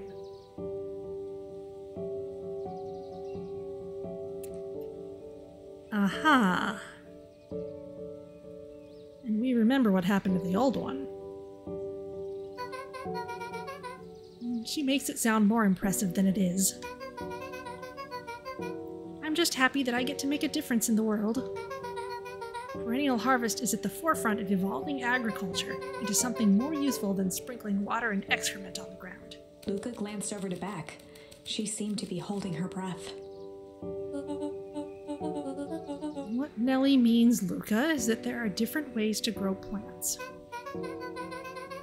Yes, some people talk to their plants and hope for the best. And some people happily leave their job to allow a loved one to pursue their dream. Oh dear. These two are kind of reminding me of Summer's story from Spiritfarer. We've got the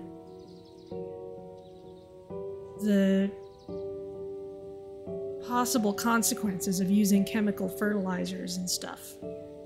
And a two-women relationship to boot. You swore you didn't... Beck slammed her fist into the table. Perhaps harder than she intended. Hey, Luka! How about some dessert? I actually have to meet my friend Rolo soon. Luka glanced outside to gauge the time. The sky was darker than he expected, filled with ominous clouds. Looks like there's a storm brewing. I should get going. Oh, I didn't think there was any rain in the almanac. Yeah, she's being a real traditionalist, using an almanac instead of a more modern way of guessing the weather.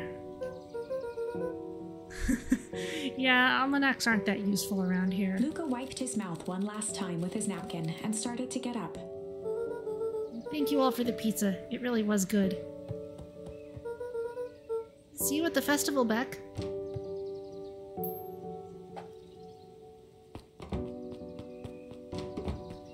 Wait up. I'll walk you home. Surprised, Luka turned around. He knew Rollo could be prickly around new people. But Beck seemed cool. Rollo would warm up to her eventually. Probably.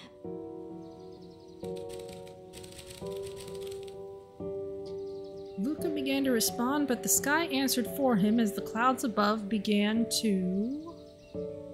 I think in this case, each symbol is just for its own decision point.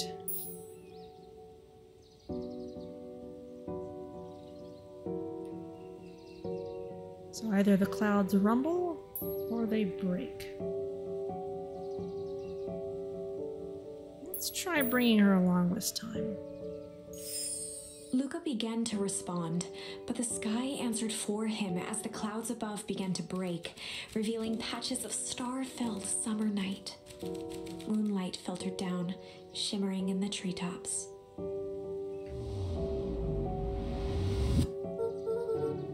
Sure, you can meet Rollo. You're not going home? No, I promised Rollo I'd tell him about... Luka stopped himself mid-sentence. Promised you'd tell him what? Spit it out, bub. We're thick as thieves now. If there's a juicy secret, you've got to tell me. Okay. You can come to the treehouse and I'll tell you both what happened. Heck yeah. If you're just joining us, welcome to Beacon Pines. And a lovely Luka mystery. saw Beck skulking by the gate.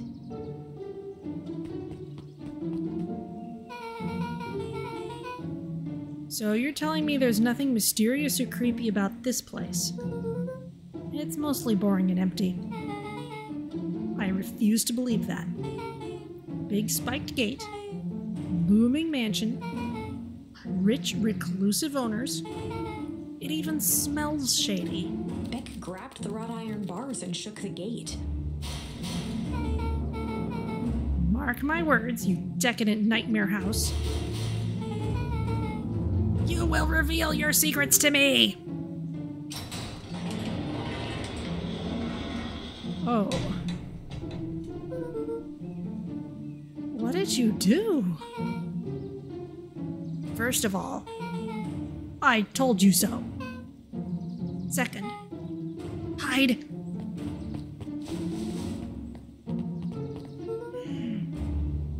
It's a hazmat person. That's Eris Valentine. Who's that she's talking to? Shh. I expect you to return that suit in working order. Of course. As long as everything proceeds as planned, there's nothing to worry about. The only thing I'm worried about is what's rightfully mine. If that means making some unsavory alliances, so be it. I couldn't agree more. There comes a time to suspend hostilities. I'll deal with our common threat. Now this is what I was talking about. Beck's voice was an excited whisper. Proper shady stuff. Someone in a suit like that tried to grab me yesterday. Seriously? Shh. You do understand that when this all inevitably fails, I will deny everything. I wouldn't expect any less of you. You just worry about your part in this and let me handle the rest. I can't wait to see the look on that Rube Care's face. Yes, the truth will come to light. I'm still surprised you're so comfortable with the potential collateral damage. If If there's one thing I've learned, it's that change is painful. Wow, I was expecting shady. But that's just flat out supervillain talk. If you don't mind me asking, why? Why are you doing all of this? The mysterious figure retracted their mask, hair pushing out from all corners. Family. A chill ran down Luka's spine. His vision blurred. It's Grandma. Beck stifled a sharp wince, and Luka looked down to see himself wrenching her hand. An answer I can certainly respect. Gran tousled her hair back under the face mask.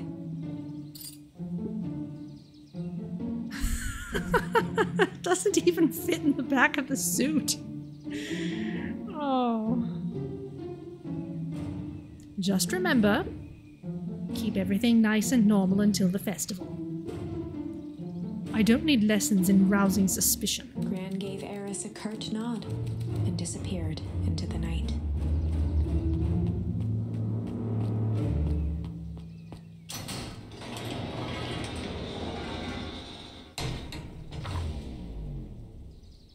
Chapter 5. What big ears you have. Oh boy. Luka sat shivering in the bushes, staring at his feet. After checking to make sure the coast was clear, Beck gave him a gentle tug on his sweater.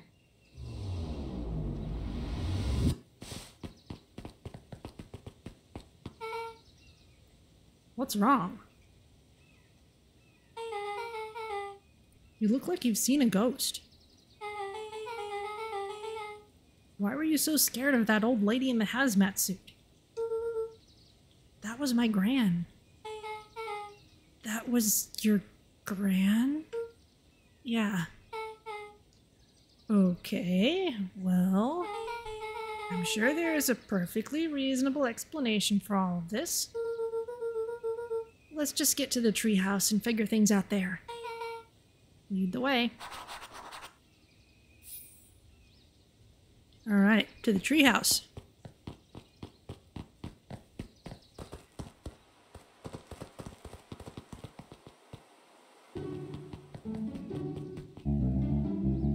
Oh my gosh. For the last time, there's nothing to worry about. Of course, we're not worried. The clipboard finished writing with a scratchy flourish and looked up. Just dotting our I's and crossing our T's. Well, maybe try minding your P's and Q's. Mr. Nuncreed, arms crossed over his paunch, gave an exhausted sigh. If there's anything you need knowing, you'll know it. Absolutely. If you'll just sign here, acknowledging everything is accurate, we'll be out of your hair in a flash. Oh, for the love of... He snatched the pad and scribbled his name so hard the pen nearly snapped. You didn't read what was on that contract. There. And would you like my eternal soul as well? See, you need to ask that before you sign. The clipboards looked at each other for a moment, almost pondering the possibility, then broke into laughter as they walked away.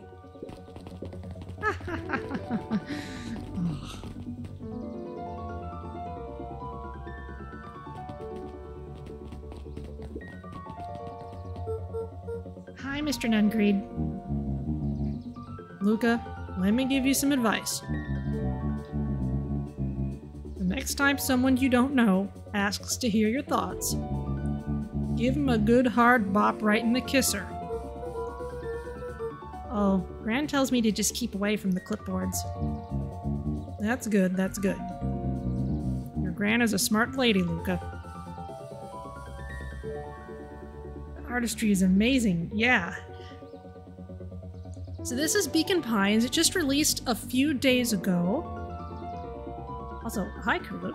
It released a few days ago, and it kind of plays very much like a choose your own adventure book, kind of crossed with Mad Libs. And especially the experience of reading a choose your own adventure book, but keeping your fingers in between the pages so you can go back to your old choices. Let me get out of this conversation, and then I can show you some more. Your gran is a smart lady, Luka. Speaking of which, you better run along home now. Too dark out to be wandering on your own. So as we talk to people, sometimes just by doing required things and sometimes by like poking at things in the environment, we get these charms with words on them. And whenever we face a decision point in the story, we get some subset of these words to use as options. So for example, our previous one, we had the choice between the clouds breaking or the clouds rumbling. There he is with the drums. And yes, we did take the option to use shit at one point. And let's see what happens if I just look at the chronicle. Ah, yes, okay, I can go back without actually going back to one of these decision points. But when we use a word as an option, the first one's just kind of a tutorial, then we take a different path down the story. And there are some cases where, especially this early on, there have been times when we've reached a decision point, but we've only had one word that we can actually use. And sometimes you need to go into a dead end to pick up a word that you can use later and go revisit a past branch.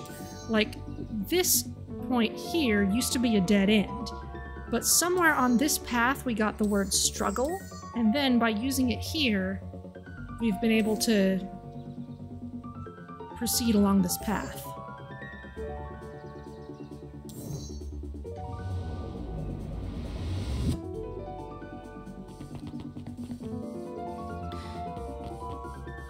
Yeah, it's kind of like if you had a choose your own adventure book, but more options get written in when you reach dead ends, or just as you're in the process. And this lizard reading here has very interesting foreshadowy things to say. The answers you seek will be revealed to you in due time. The question is, the figure intoned, are you prepared to live with the truth? Me too. Another day, another dollar. See you tomorrow, Z. Have you noticed how all the Perennial Harvest folks order the same drink? Decaf cappuccino with extra foam. Why? I don't know. Just thought it's a little odd. Pretty weird for sure. Well, the customer's always right. See you bright and early tomorrow. I can't wait. Yeah, the clipboards are creepy. So I think this is about the point where before they were playing a prank on the sign. William Kerr and Gus Valentine proudly surveyed the half-covered festival banner.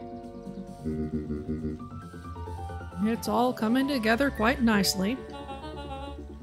Couldn't have done it without you. The mayor gave a half-hearted shrug. I'm not so sure about that. Nonsense. That reminds me, I wasn't able to thank your sister for her contributions. Yes, she has been indisposed of late. She doesn't much like me, does she? Oh no, that's not it at all. She's just been busy. Of course. Regardless, I would be forever grateful if you could pass my thanks on to her. The History Museum adds a real air of import to the whole affair. And we couldn't very well celebrate the story of Beacon Pines without including the Valentines. My father was a great man. Darn tootin' he was. Kerr locked his arm on Gus's shoulder. But And I mean the entire Valentine family. Present company included. Can't get over the amazing art. Yeah, it's gorgeous. Even more so when we're back in the daytime. Can I ask you something, Mr. Kerr? Call me William. Ask away. William, why are you doing all of this? Gosh, I've never felt one needed a compelling reason to throw a party. Not just the festival. All of this. There's gotta be 100 down on their luck towns out there. Why is Perennial Harvest so invested in helping Beacon Pines? You know what I love most about the agriculture business? Seeds. Seeds? Yep. Little bundles of potential. With a glimmer in his eye, Kurt gestured grandly toward the horizon. You treat a seed right, nurture it, feed it, and it can grow into something truly special. You see potential here? Undoubtedly. Seed of greatness is already under our feet. All it needs is a little nudge, and the right leadership, of course. Oh. Good night, Mayor Valentine.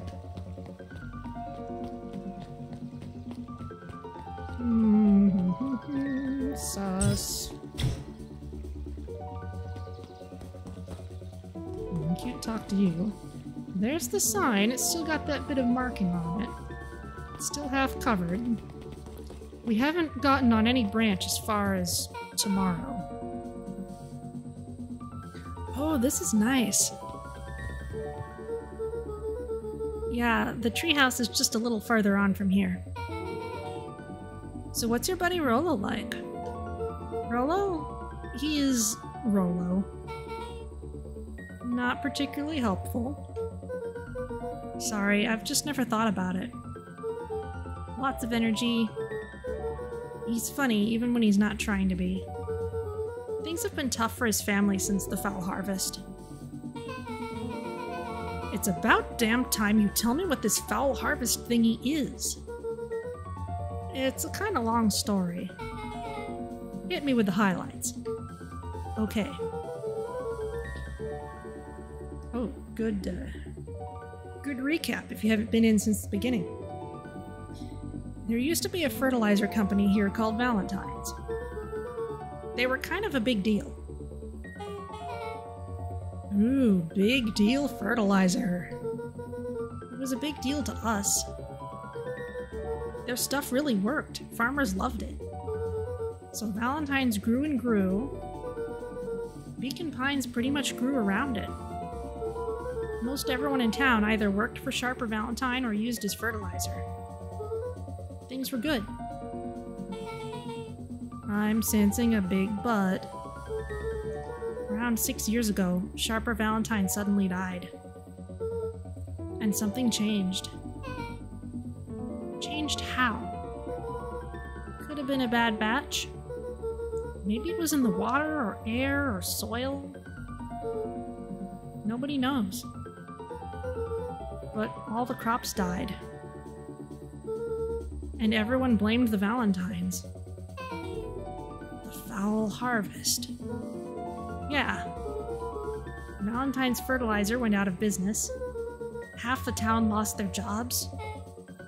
Sheesh. The next year, the crops came back, but something was different. You plant a crop, do everything right, and it's sort of a crapshoot what happens. And no one knows why? Nope. I take it Rollo's farm got the short end of the stick. Yep.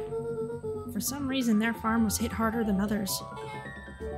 That sucks. Things have gotten better since Perennial Harvest came to town. The Beacon Pines Reborn initiative? Yep. First thing they did was give the town a deep scrub. They even put us up in hotels. One town over for a week while they decontaminated the groundwater. We better get going. Wow, that's massive. I don't think we've gotten too many new words, but we can try the flashback. Some of our word charms have shown up as options in this tackle box, and some of them have led to us fishing up these things. I don't know if there's anything new. Nope, they've all got check marks. Wonder what happens if we try an old one. Luka tied a shoestring to the hook. What fish could resist a nice shoestring?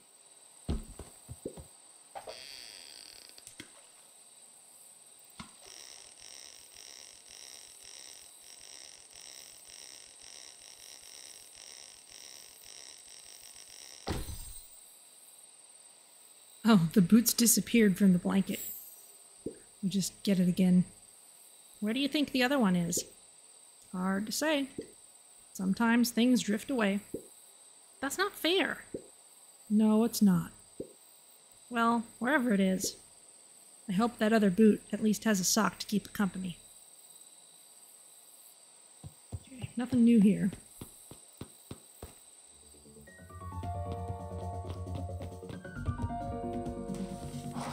There's Rollo. It's about time. I was about to give up and go home. Who's the new kid? Name's Beck. You must be Rollo. I see my reputation precedes me. Welcome to Mission Control. Rollo waggled his head with pride. You'll find we've spared no expense in construction. I've seen worse-looking piles of junk. Thanks. Hey, Luka. You know the security concerns we talked about? Yeah. While I was waiting, I made some improvements. Let me lock this baby down for a little test infiltration. Can't be too safe these days.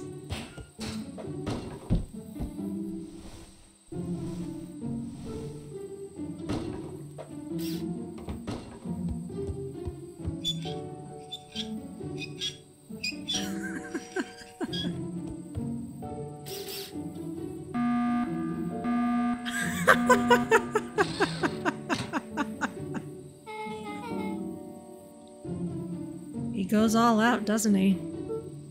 Always. Okay, that's amazing.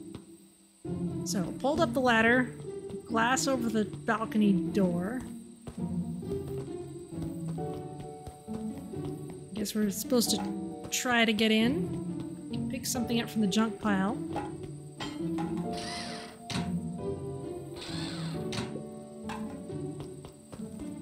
Try hitting the target.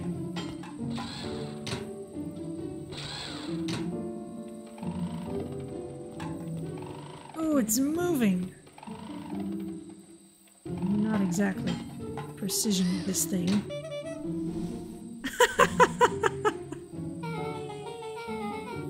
Where did you guys get all this junk in the first place?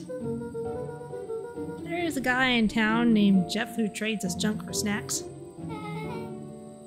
Junk food for junk. Nice. Guess we can go up now. So. Pretty sweet security, right? It was imaginative, I'll give you that. Luka, are we sure we can trust the new recruit? I'll vouch for her. Thanks, I guess. Okay, Luka, you promised to fill me in about the Valentine warehouse. Luka sucked in a long breath. So like I said, there was someone there. What were they doing? I don't know, but the place was lit up and active. Maybe they were squatters? I don't think so. It seemed more organized. When the man pulled me in, I saw some sort of equipment running. A man pulled you in? Yeah, but I got away. You keep saying it was a man. They were wearing a mask, right? Yeah. Then it could have been a woman. We've already seen his grandma in one of those suits. How did you get away? I grabbed a rock or something and broke their mask. They let go and I ran. Dang. That's intense. No wonder you freaked out when you saw your grandma. Yeah, that's the other part. On our way here, Beck and I saw Eris Valentine meeting with Gran, wearing the same sort of hazmat suit. Rollo let out a low whistle. And they weren't there for idle chit-chat. It was a proper clandestine meetup. So let me get this straight. There's an operation in full swing at the Valentine warehouse. You were almost abducted by a strange man or woman in a protective suit. And then you saw your Gran, in the same suit, talking to Eris Valentine. Pretty much. I'm beginning to think this town is kinda awesome. Rollo and Luka shot back a look. No offense. And so we can logically conclude aliens, or alien zombies, have infiltrated the town. And their leader is your Gran, and she tried to murder you. First of all, and for the last time, there are no aliens. Second, it couldn't have been my Gran at the warehouse. I broke that person's mask to get away. The mask Gran was wearing wasn't damaged. But she's definitely hiding something. Maybe. Your Gran is weird, but she might be the most boring person in the universe. All she does is sit around all day making jam. What could she possibly have to hide? I don't know. We haven't talked much since she moved in. Moved in? Your Gran isn't from here? No, she came a few months back to take care of me after his mom went missing. Did you know your Gran before? Not really, no. It'd been years since I'd seen her. Luka, don't take this the wrong way. But are we sure your Gran is on the up and up? Luka gazed out the window. I'm just saying, it sounds like strange stuff has been happening since she showed up. We could say the same thing about your family, but you're right. Luka, your Gran is hiding something. And Pa always says, folks only bury stuff worth digging up. We need to investigate your house. If my Gran really is hiding something, don't you think I would have noticed by now? Not if you're not willing to go into the closet or your parents' bedroom. That's kind of the whole point of hiding something. I guess you're right. Gran's been leaving the house for hours at a time this week. I'll call you two tomorrow when the coast is clear. And we can start getting to the bottom of this. I'm always game for a good snoop. You can count me in. Chapter 6. Secret Lair.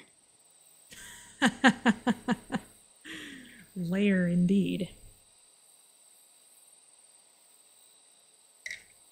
Summer forged ahead, but the nights only seemed to grow colder. Luka walked home slowly under the pale starlight, cautious to avoid any more surprises lurking in the shadows. Reaching home, he slipped quietly into bed, half dreading what they might discover the next day.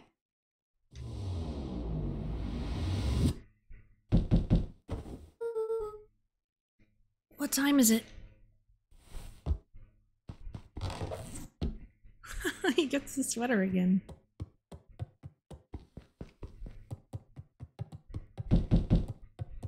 I'm coming.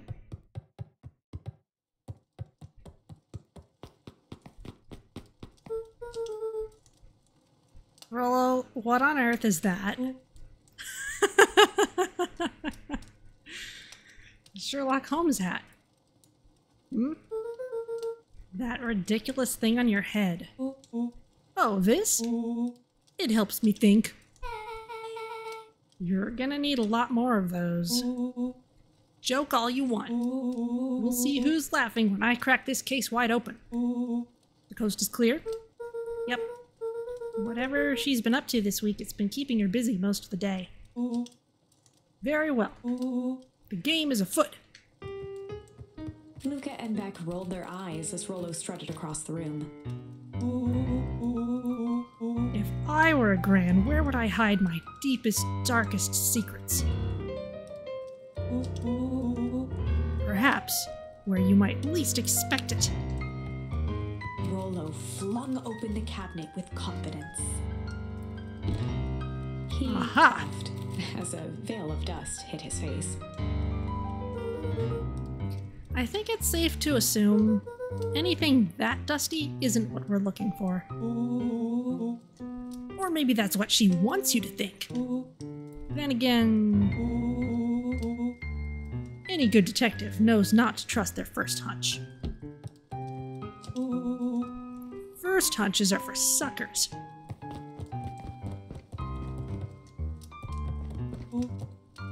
Eureka! She's lit a fire in order to burn the evidence.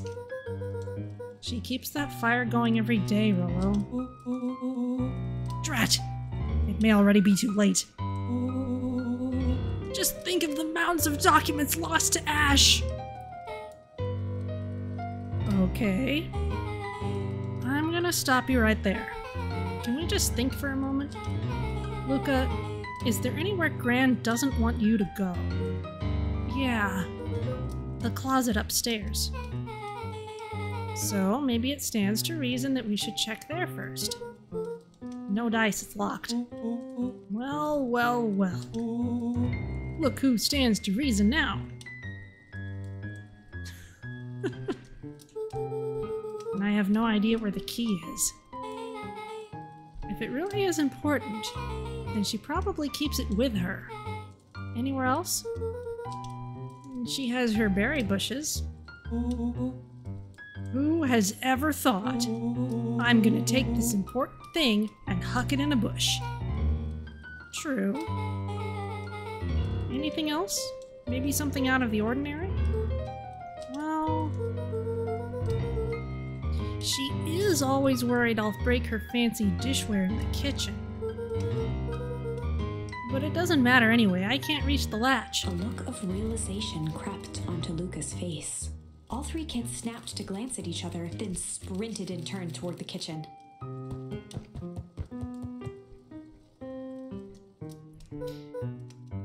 Yes, as previously noted, this is the only furniture she brought with her when she moved in. Alright, Rollo. This is your time to shine. Ah, yes. You've called upon my expert detective skills. And now I shall proceed with... Before he could finish, Luka scrambled up Rollo's back. Excuse me.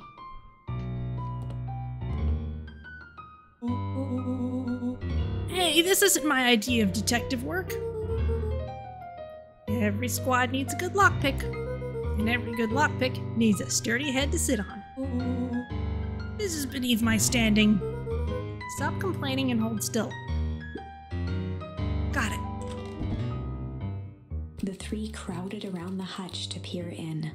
With the glass doors opened, a perfect porcelain display gleamed in front of them. Their eyes searched for anything amiss.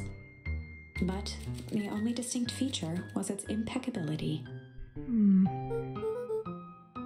Well, that was anticlimactic. Yeah. I don't really know what we were expecting. Like, oh hey, let me just yank on this random teacup and... As Beck pulled on one of the teacups, it slanted forward with a hollow click. The entire hutch began to rustle and slide under its own power.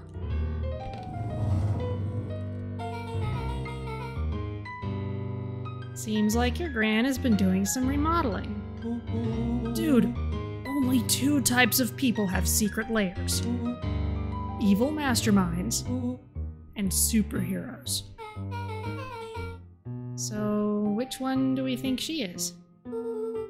We're about to find out.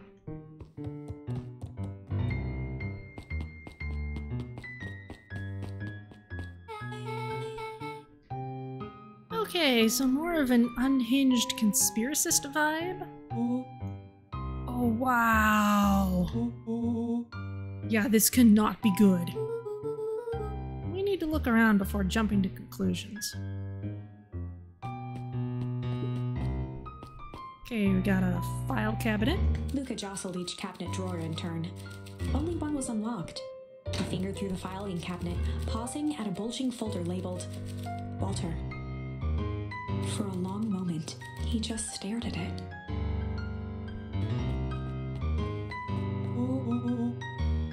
What do you got there? It's my dad. Looks like some of his old medical files. Your dad was a doctor? Luka nodded and caressed the label with his thumb. Well, are you gonna read it? Here, let me help. Rollo swiped the folder from the drawer and began leafing through the pages. He whistled to himself, barely looking at the text. How about you actually read some of it? One sec. Dense documents such as this are a lot like a cheeseburger. It's best to skip straight to the middle. That's where all the meaty bits live. Wow, I had no idea we were in the presence of the preeminent scholar in dense documents. And cheeseburgers. By all means, proceed. He stopped at a page and mimed, holding up a monocle. Ah, here we are. Follow-up examination of Terrence Wilby.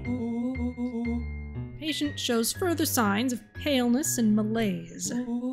Body temperature continues to drop. He now describes soreness of muscles and joints. This is similar to the symptoms exhibited by Mrs. Wilby just a few days past. Still waiting on lab results from Joseph. Rollo looked up with heightened surprise.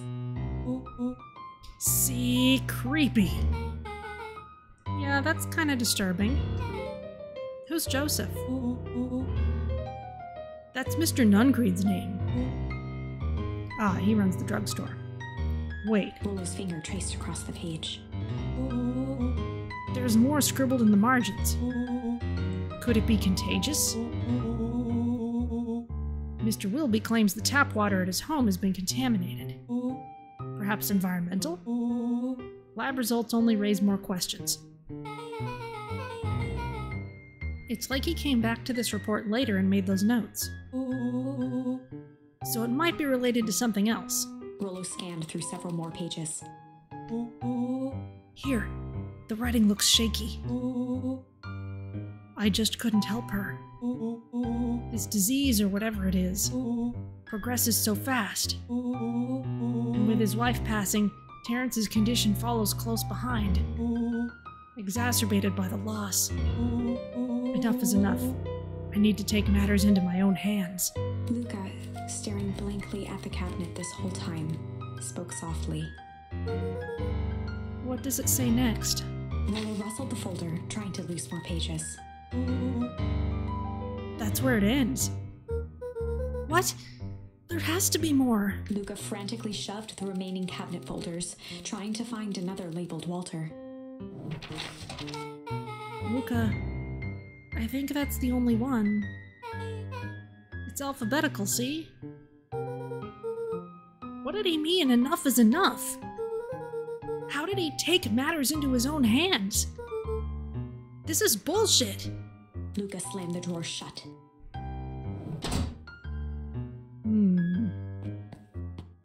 A spiderweb of string connected photos of people from the town, interspersed with hastily scrawled notes. Well, she sure has kept herself busy. Is your gran a serial killer? Because I'm starting to get a vibe. Don't be ridiculous. Sure, she's just tracking the movements of everyone in town out of the kindness of her heart. She put little symbols by some of them. Yeah, Mr. Nuncreed has a check mark. The clipboards are all inside a big circle. My mom's are both on here. both with question marks. Gus Valentine has a question mark.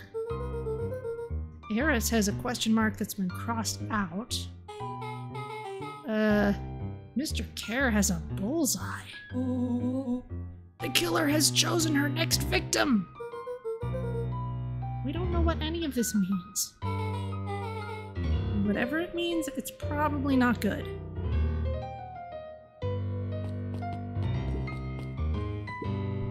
Punching bag. Whee!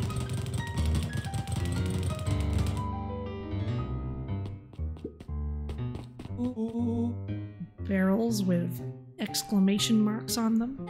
What do we have here? Barrels marked caution explosive. And jam jars? That's enough jam to feed the whole town. What kind of incendiary jam is your gran making? A new word. I haven't gotten one of those in a while. Incendiary. She wouldn't have had me walk around town delivering bombs. Kiddo. Right? Only one way to find out. Rollo casually spun open a lid and dipped his finger in the jam. Huckleberries. He smacked his lips. A hint of brown sugar. And... ink? What? Rollo plunged his hand in the jar, fishing out a soggy slip of paper. Aha! Rollo offered the slimy note to Luka and licked his fingers clean. It's addressed to Ms. Fratelli. A grand jamgram? It says, last night I used the disguise Eris provided to scout the location. The timing window should be possible. Operation Sparkplug is a go. Aw man, are they doing a heist? Whatever it is, it can't be good. So more of a bombshell than a bomb, am I right? You're new here, so I'll let it slide. But I'm the bad joke guy around here. We've got a cutscene. Anything else? What, you're just gonna leave us down here? Yeah, come on, this place has gotta be filled with juicy evidence. Okay, I've been Truman'd again. Let's see what this is. They crowded around a worn-down old map of Beacon Pines. Cool, this looks like a treasure map. Not every old map is a treasure map, Rollo. Yeah, but every treasure map is an old map. Can't fault that logic. Look, there's even a pathway drawn on it. It starts at the entrance to town. And if we follow it... Rollo carefully traced the path with his finger. It leads right to... He jabbed down at the end point. Town Square? That's the fountain in the middle of town. What a weird place to hide treasure. Rollo, that doesn't look like treasure to me. The end of the path on that map has the same symbol as those explosives over there. So it's not hiding treasure. A real bummer. Rollo, what's the thing you've been excited about for the past month? The festival.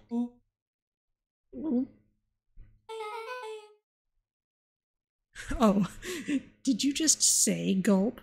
I guess he did. This feels like a gulp kind of situation. Everyone will be gathered near the center of town. She's gonna blow up the festival! Not if we stop her.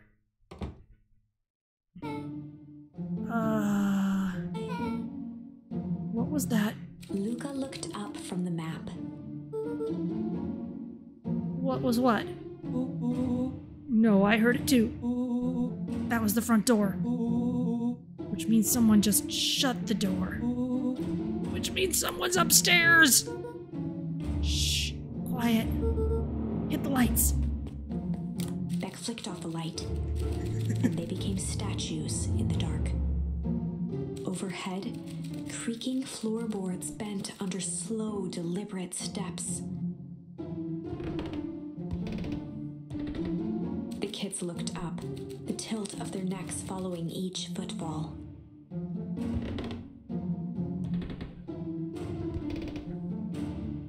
Then suddenly, it stopped. Without realizing, they'd been holding their breath. All three exhaled shakily and glanced at each other. A muffled male voice broke the silence. Hello? A final few footsteps reached the entrance above them, and the voice now echoed down the stairs. Anyone down there? The three kids shuffled to the corners without a peep. As he began to descend the stairs, the man's voice punctuated every new step. Thump. Yoo-hoo. Thump. I'm not here to hurt anyone. Thump. I'm just here to help. Just... Thump. At the bottom step, the man paused, squinting to search the room for signs of life. Huh. Guess it's nothing. Rollo shifted suddenly. Luka gave him an intense, chastising look and whispered through clenched teeth. Rollo, don't! It was too late. Rollo was already inching toward the stairway. He screeched as he charged toward the shadowy figure. Flaming chicken coop! With all his weight, Rollo tackled the man to the ground. Rollo? Mysterious creepy man? Anyone there? From the dark corner, they saw something move. Well, I didn't know if I had it in me. But there was only one way to find out. Holy crap, Rollo, that was awesome!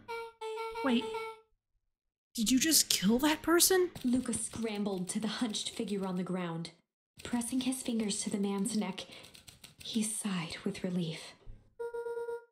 You sure clobbered him good, Rollo. He's knocked out cold. As Beck flicked back on the light, Luka and Rollo both gasped in stereo. Mr. Tolliver! Chapter 7. The Interrogation of Hiram Tolliver.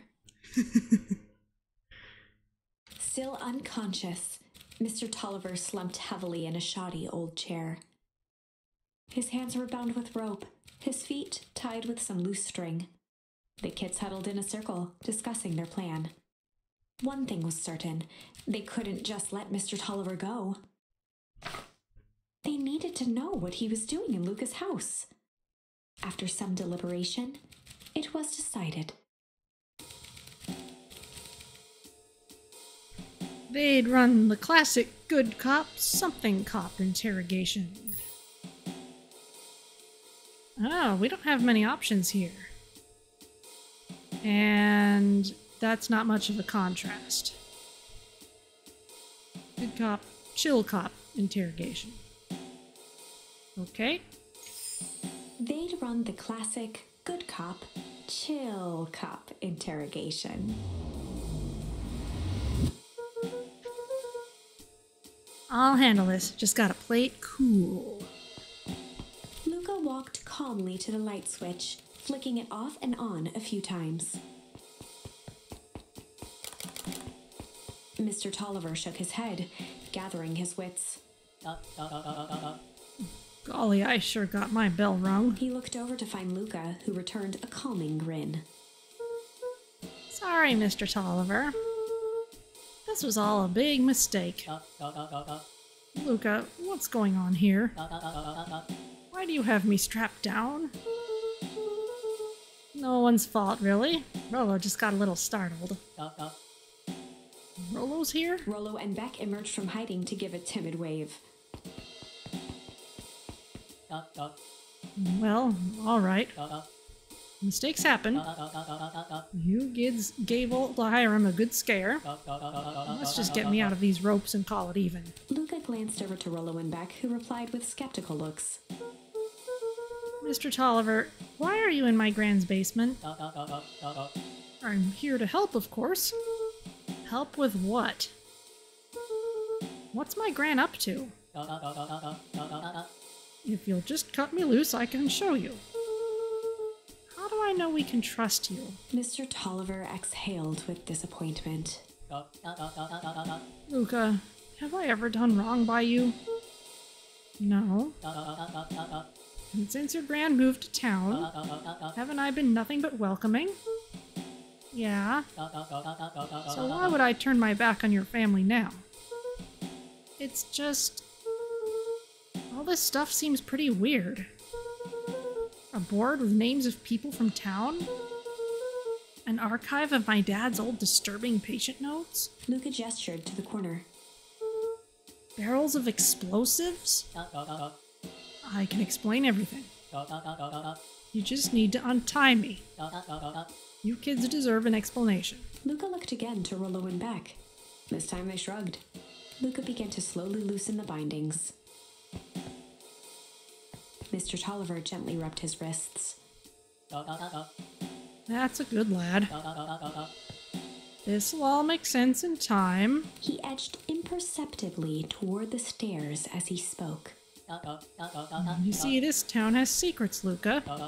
A very dark past indeed. Before the kids had even noticed his movement, Mr. Tolliver was at the light switch. A past that must be brought He to... punctuated his final words by flicking the switch and rushing up the stairs. Light! Son of a... Beck darted to the wall and turned back on the lights. It was too late. Rolo confirmed what they all heard. He just locked us down here. Mr. Tolliver's muffled voice came from behind the door. I wasn't lying, you know. This is for your own good. You kids just keep tight down there, and let the adults handle this. They looked bewildered at each other. Play it cool, huh? Not now, Beck. They heard the staccato thump of quick steps exiting the house. The kids looked down in resignation. This isn't how it goes in Hank Atomic. For some reason, they'd always assumed it was up to them to save their town. Luka opened his mouth, hoping to conjure some magical words to make this right. Only a hollow croak escaped. The end. Well, we certainly aren't going to find a grand resolution to our tale locked in a basement. Back to the drawing board. Alright, we got farther than before. So we can choose not to take Beck with us. Or we can try tickle at the bullies situation. I will ask Chad again. Shall we try tickle instead of strange with the bullies on that other path? Or shall we leave Beck behind when we meet up with Rolo?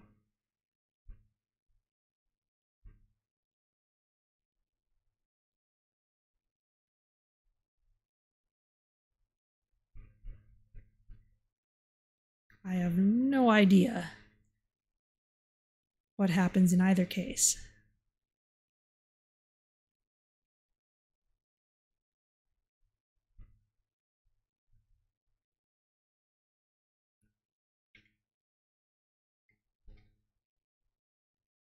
No opinion from Data X Flexagon.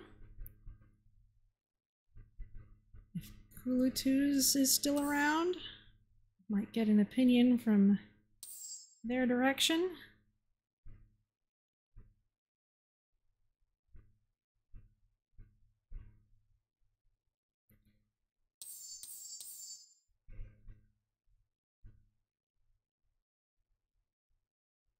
I'll have another sip of tea.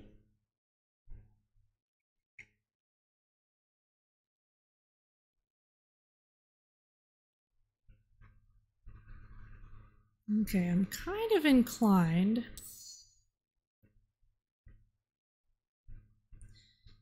Seems odd we'd be left locked in the cellar. That doesn't seem to be the same sort of final endings as the other paths. Yeah, it's kind of typical of choose your own adventure books, I guess, is the precedent that comes to mind. Not every bad ending is necessarily you die. Sometimes it's, well, you're locked in a basement or a closet or something, and there's no way you'll be able to get out in time to accomplish whatever goal you're supposed to accomplish. Or maybe some other strange thing happens that similarly removes you from any hope of doing what you set out to do. I'm kind of inclined to keep both paths in our memory. So I'll go back to the bullies and try tickling again. So this is the branch where we kicked Roxy, took Rollo with us,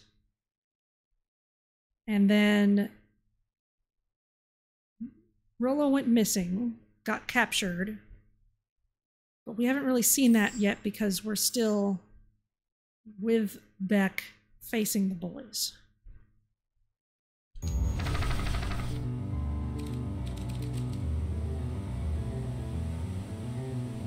So Iggy took a step towards Luka, his sneer lit by the glowing puddle.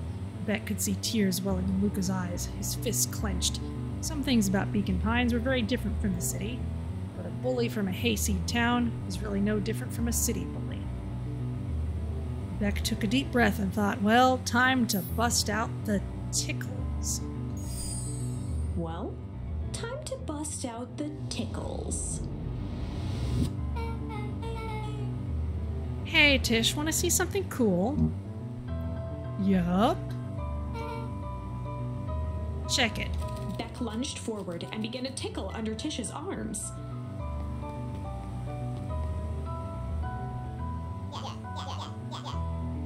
What the? Tish, is she tickling you?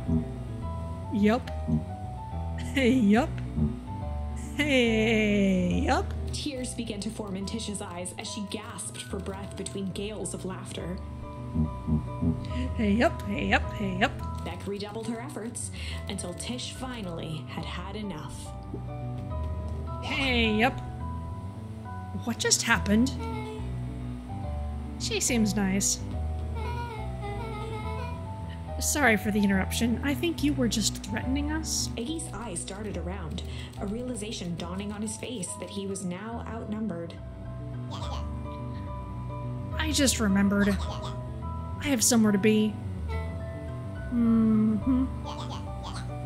See you around, new kid. Iggy kicked at the puddle before making his escape.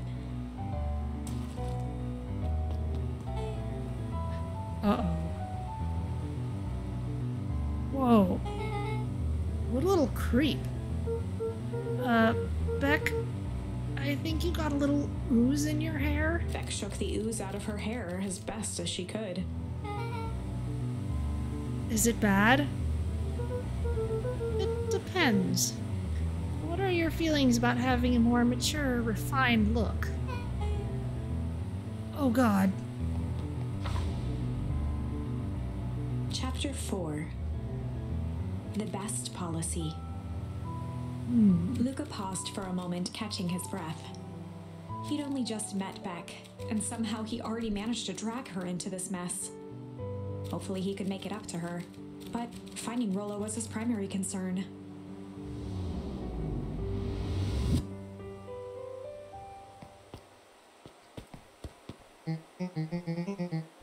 Luka, what the hell are you doing out here? And why did a kid with gray hair just run past us in a panic? Roxy and Fitz looked drained. It was clear they'd spent all day searching. That's Beck. I don't care who she is. What happened? We were just helping look for Rollo. Luka, I need you to start telling me the truth. Roxy's temper could often be dismissed as the impatience of an older sibling. But this was the most intense Luka had ever seen her. Her eyes were wild and unfocused, looking straight through Luka. We're running out of time. In a torrent of rambled words and tears, Luka broke down. Rollo and I weren't just playing in Weepwood yesterday. We were investigating lights at the old Valentine warehouse. But someone was there in a strange suit. We hid in the dumpster and had a heavy bag dropped on us, and I think it was a body. And so we ran, but we got split up. And I ran home, and it's all my fault. And now my best friend may never come back. Wow. Just... wow. Roxy, still exhausted and angry, softened briefly as her eyes hunted the ground in thought. With a determined sigh, she looked up at Luka. It's not your fault, Luka. Rollo's gonna be okay, I promise. Roxy drew herself up. I'm gonna fix this. Luka, go home. But I want to help. This is too dangerous for a kid. I can't just sit around. I have to do something. Roxy tried to think of the safest place to send Luka. You'll go back to that little treehouse you two like to play in. Wait there in case Rollo shows up. Sound like a plan? Luka wiped his cheeks and gave a quick nod. You did the right thing telling me the truth. Now scoot. You really believe his story? What other option do we have? You know, you might have warned them about the crazy liquid. Things have been strange around here leading up to the festival.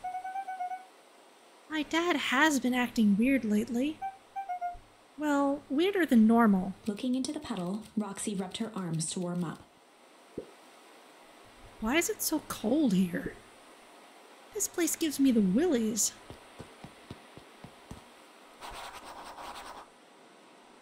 Okay, wait at the treehouse in case Rollo shows up. Well, we know what's likely to show up at the treehouse. We already know it's not a safe place to be. Can we go to see Beck? Since we know this is her house now.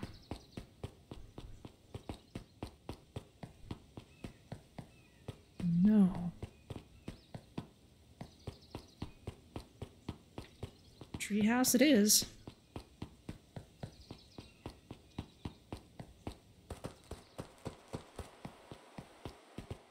Mr. Nuncreed jumped with a start. Whoa, don't sneak up on an old fella like that. Sorry. Who were you talking to? What? Luka motioned to the phone booth. Oh no. I was just checking because I thought I heard it ring. But the dang thing never does, of course. Yeah, I've never seen anyone use it, really. The whole thing's a waste of money, if you ask me. Any word from Rollo yet? Not yet. Long time for a boy to lose his way. Rollo knows those woods too well to get lost. I suppose you're right. Silly boy's antics have this whole town worried sick. Antics? We all know Rollo likes to play his little pranks. You think this is a prank? What other possible explanation could there be? He's not playing a prank and he didn't get lost. Someone took him, I know it. How would you know that? Unless... Luka, is there something else that you know? Mr. Nuncreed gently placed one of his substantial hands on Luka's shoulder. Dang it, boy, if there is something you know. Something that could help your friend, you need to tell folks. Luka peered up at Mr. Nuncreed. Kind eyes warmed a stern face. There was a deeper emotion hiding beneath it all. It was subtle, but Luka could sense something eating away at him. There was a something lurking behind those eyes.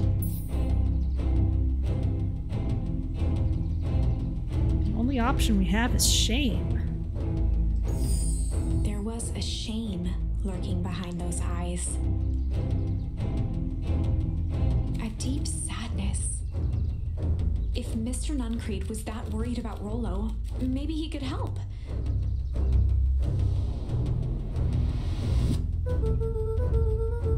Yesterday, Rollo and I were messing around at the old Valentine warehouse. Mr. Nuncreed raised an eyebrow.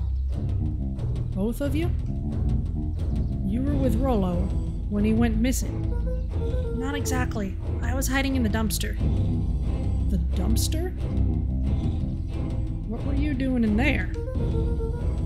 At first we were just looking around. Then someone in a strange yellow suit came and dumped something on us. We both got scared and ran. That was the last I saw of him. You got scared by some garbage? Well, that's why you don't go skulking in someone's dumpster. But it wasn't garbage. I think it was a body. I'm sure it was just some trash. No, there was a name tag. It said Deep Engineering. Mr. Nuncreed's shoulders slumped. I wish you wouldn't have said that. A deep sigh bellowed from his chest.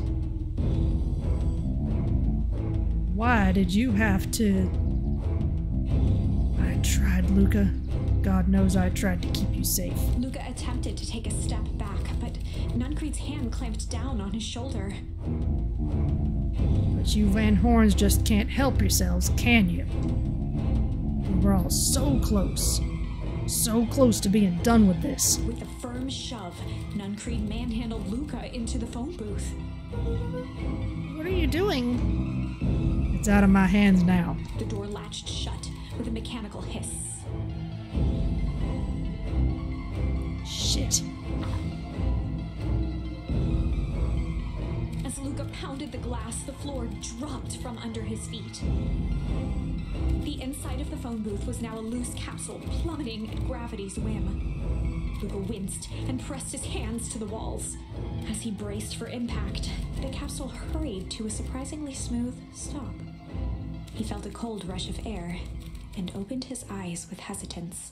Two large figures in hazmat suits occluded his view. Luka heard the deep, resigned voice of Mr. Nuncreed over an intercom. He knows too much. The end. That was quick. Wait. No. This isn't the end. I know there's still much more. Somehow this went wrong. Okay, let's try something else. Okay, can't do anything different there. Or there. The last thing we've got right now is to not take Beck with us.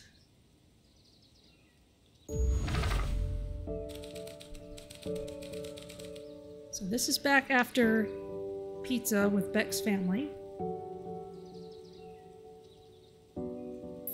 And the clouds began to rumble.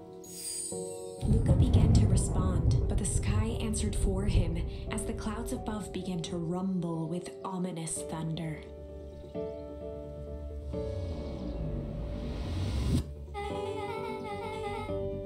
You sure we can make it home before this storm kicks off? Luka surveyed the roiling clouds.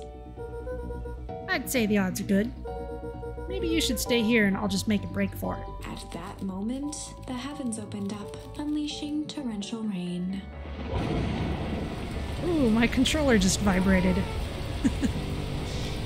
Care to recalculate those odds? Hurry inside, you two, before you catch cold.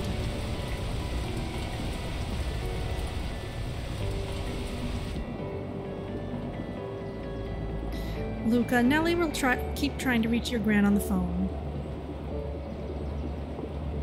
In the meantime, you two hold tight.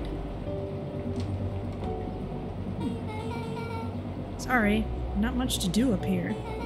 Most of my stuff is still in the boxes. I see a couple of boxes labeled clothes and things. Mind if I poke around? Be my guest. There may be charms. There's a microscope. Luka squinted into the eye hole of the microscope. This looks wild. What is it? Gum. Gum? Luka adjusted the slide with his fingers to get a better look. I'm tracking the structural integrity of gum with increasing amounts of chewing. Chewed that one for 47 days. Luka wiped his hand off on his sweater and gave a nervous laugh. It's weird, I know. Beck looked down, timidly tapping the ladder with her feet. You think it's weird, don't you? A little. But weird can be cool.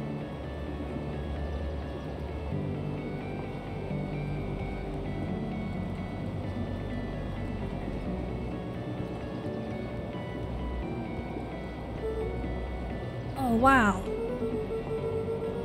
Rollo and I have a radio just like this at the treehouse.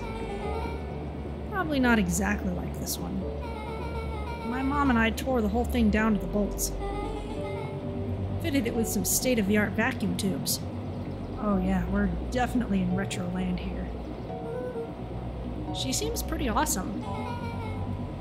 She gets carried away sometimes. I think she feels guilty for working too much. So when she does have time for me, she showers me with high-tech overcompensation. Luka flicked at one of the toggles. I bet you can get all sorts of stations on this. Not out here in the boonies. You wouldn't believe the stuff I could pick up back in the city. But around here, it's all farm reports and static. Aw, shucks. Flowers? Luka bent down to examine the bouquet of wilting flowers.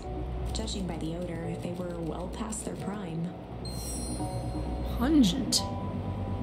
Okay. He flipped open the attached card. Happy trails from Coach Walker and all the Fairview Condors. Boy, you weren't kidding about poking around, huh? Oh, sorry. Is this from your old school? The most recent one, yeah. Some schools gave me going away cards, some did flowers. When they're really trying to feel good about themselves, they do both. So you've moved a lot. Yeah, that's the thing with having a brilliant parent. There's always a better job somewhere else.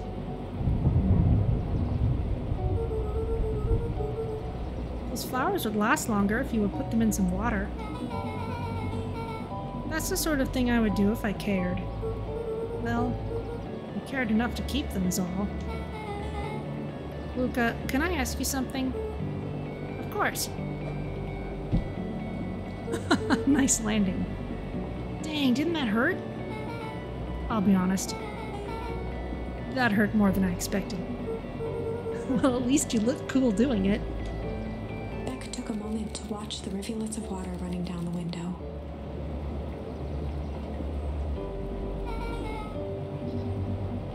Do you ever feel alone? Like, even when people are around? Well, Rollo can be pretty absent-minded sometimes. I'm serious. Does it ever feel like your family doesn't care what you want? It didn't used to feel that way. I know Gran loves me, but sometimes when she looks at me, it's like she's looking at a problem. Luka took a deep breath, exhaling slowly. I know the feeling. How do you deal with that?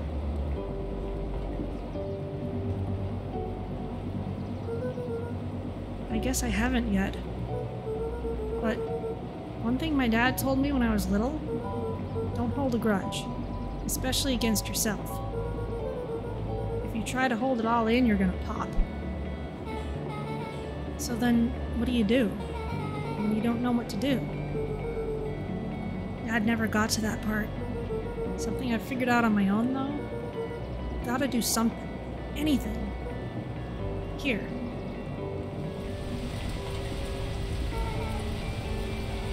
What are you doing?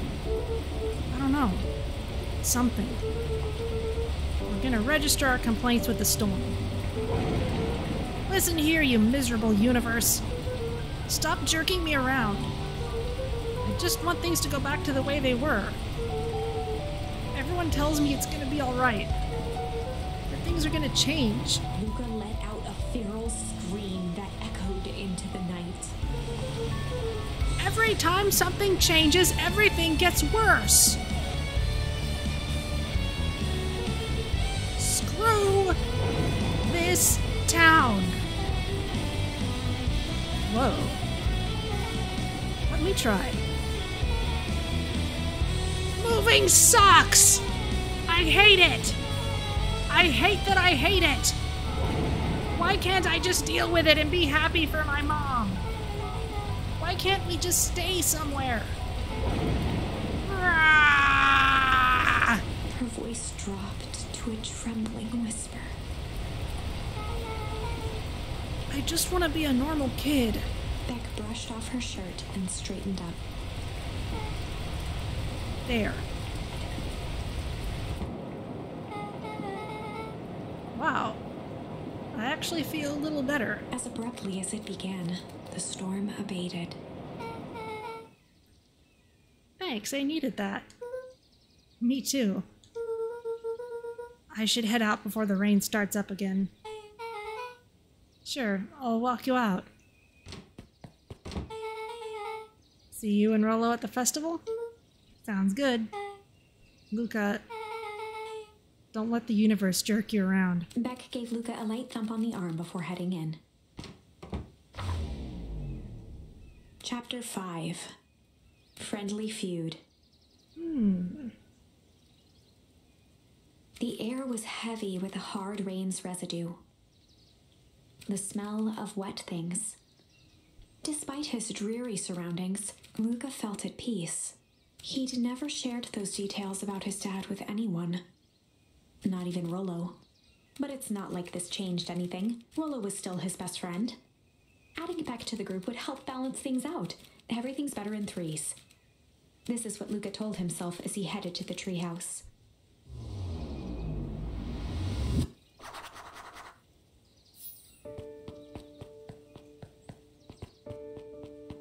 Oh, reporter friend is here.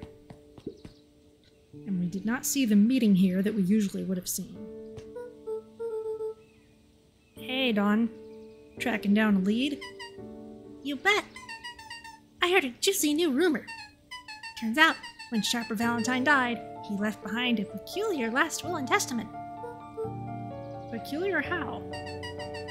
He didn't just give his kids an inheritance, there were conditions. Like what? The document stipulated the heiress had to take on a child as her ward. A kid our age, who just showed up to town one night with a lawyer. Solomon? Bingo! So heiress was forced to take care of him. Yep, or she would have lost everything. Why would Sharper care so much about some random kid? Rumor has it, old Sharper sowed some wild oats. That explains the way Eris treats him. Poor Solomon. How did you find all this out? A good reporter never reveals her source, Luka.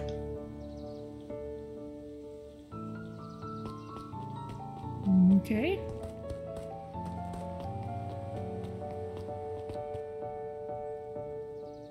Alright, nobody waiting for us here. The telephone booth is all lit up. We can't do anything with it.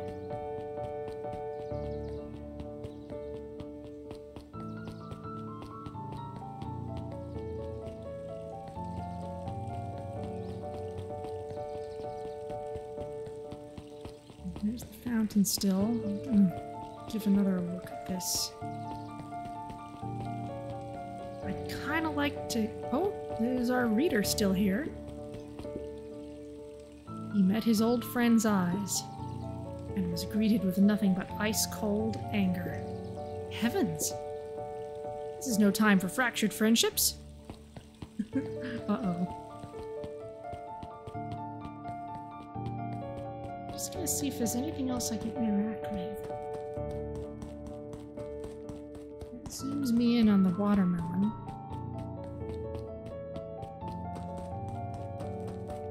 Some of the words are hidden in places that you don't see unless you click around.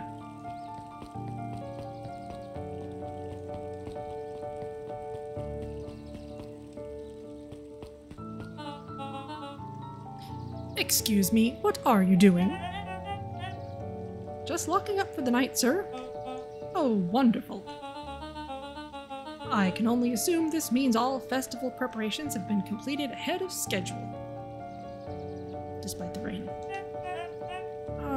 Not exactly, sir. The storm set us back a bit. Okay. And it's getting late, so we all decided to... You all decided? Yes, sir.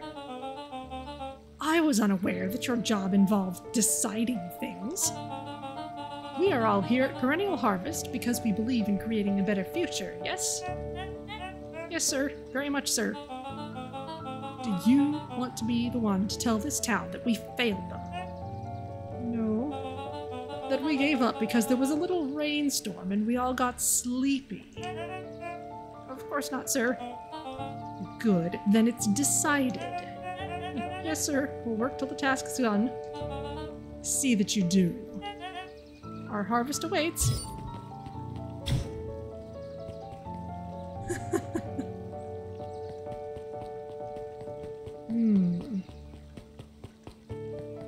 Okay.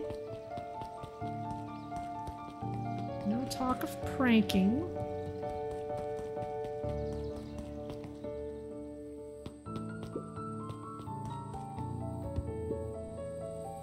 Rollo, are you still up there?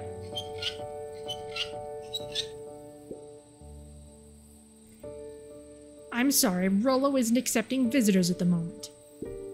Come back never. Luka had only ever heard him speak in this stiff yet gentle tone a few times, and it always meant one thing. You're upset. Oh, what makes you say that? Maybe because my best friend abandoned me for no reason. I didn't abandon you. I'm just a little late. Rollo scoffed.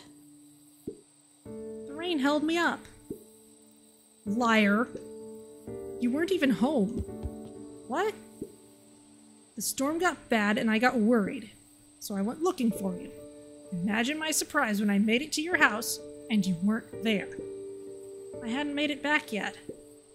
I'm not a fool, Luka. It doesn't take all day to deliver some jam. No, That storm rolled in out of nowhere. And I got stuck after dinner at Beck's house. Luka stumbled on his words, knowing he'd said too much. Beck? Dinner? What the heck is a Beck? She's a new kid in town. She's actually kind of cool. You'd like her. She needed help convincing her parents that she'd made new friends. New friends? I spent all day waiting for you, and you were off making new friends? It's not like that, Rollo. You know, while I was waiting, I made some upgrades to mission control. It was gonna be a surprise, but you took so long, the storm knocked it all down. Just like you knocked down our friendship. What does that even mean? Luka became instinctively angry in response. Both boys were now shouting across the distance. It means you're a bad friend. You don't care about me. Of course I care, you ass. I knew I'd get in trouble waiting so late for you. But I kept my word, 'cause that's what friends do. Oh wow, what a noble sacrifice you made. Easy for you to say. Your Gran doesn't even care. You can stay out as long as you want, and you wouldn't even get in trouble. Seriously? You're acting like I chose this? If that's what you think, then maybe you're the bad friend. Rollo's tone changed to a calm, yet more intense anger. Maybe Pa is right. Storms bring more than water. This one brought out the real Luka. Stop quoting your Pa's nonsense like it means anything. Yeah, well, at least my Pa is still around. The words hung in the cold night air. Rollo's stomach dropped, knowing he'd crossed a line. But it was too late. Luka, Good night, Rollo. Dang it.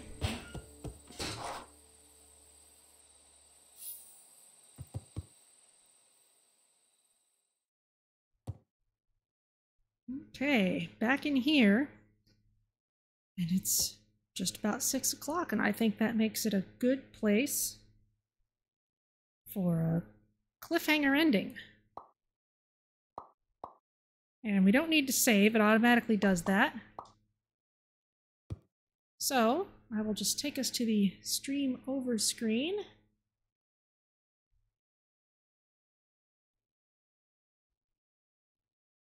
And we will finish this sometime. Today was a kind of a bonus day, so I'm not sure if I'll do another one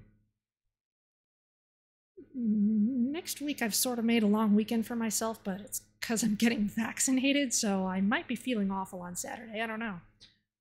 Don't know what'll be going on, so I don't know when we'll finish this, but it'll be sometime. Definitely looks like a good thing to bring out during October, if nothing else. So, let's see who's around to raid.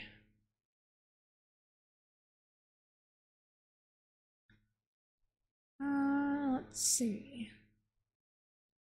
Let's go drop in on Salford Sal, who's playing Stellaris. That is a game that has also had some updates recently. People are playing with the Toxoid new species, race, whatever they're called in that game. It's a very complicated game. Whenever I watch someone playing it, it's just white noise because I have a hard time following what's happening. But thank you for joining me, and tomorrow we will be back to 2 Point Campus.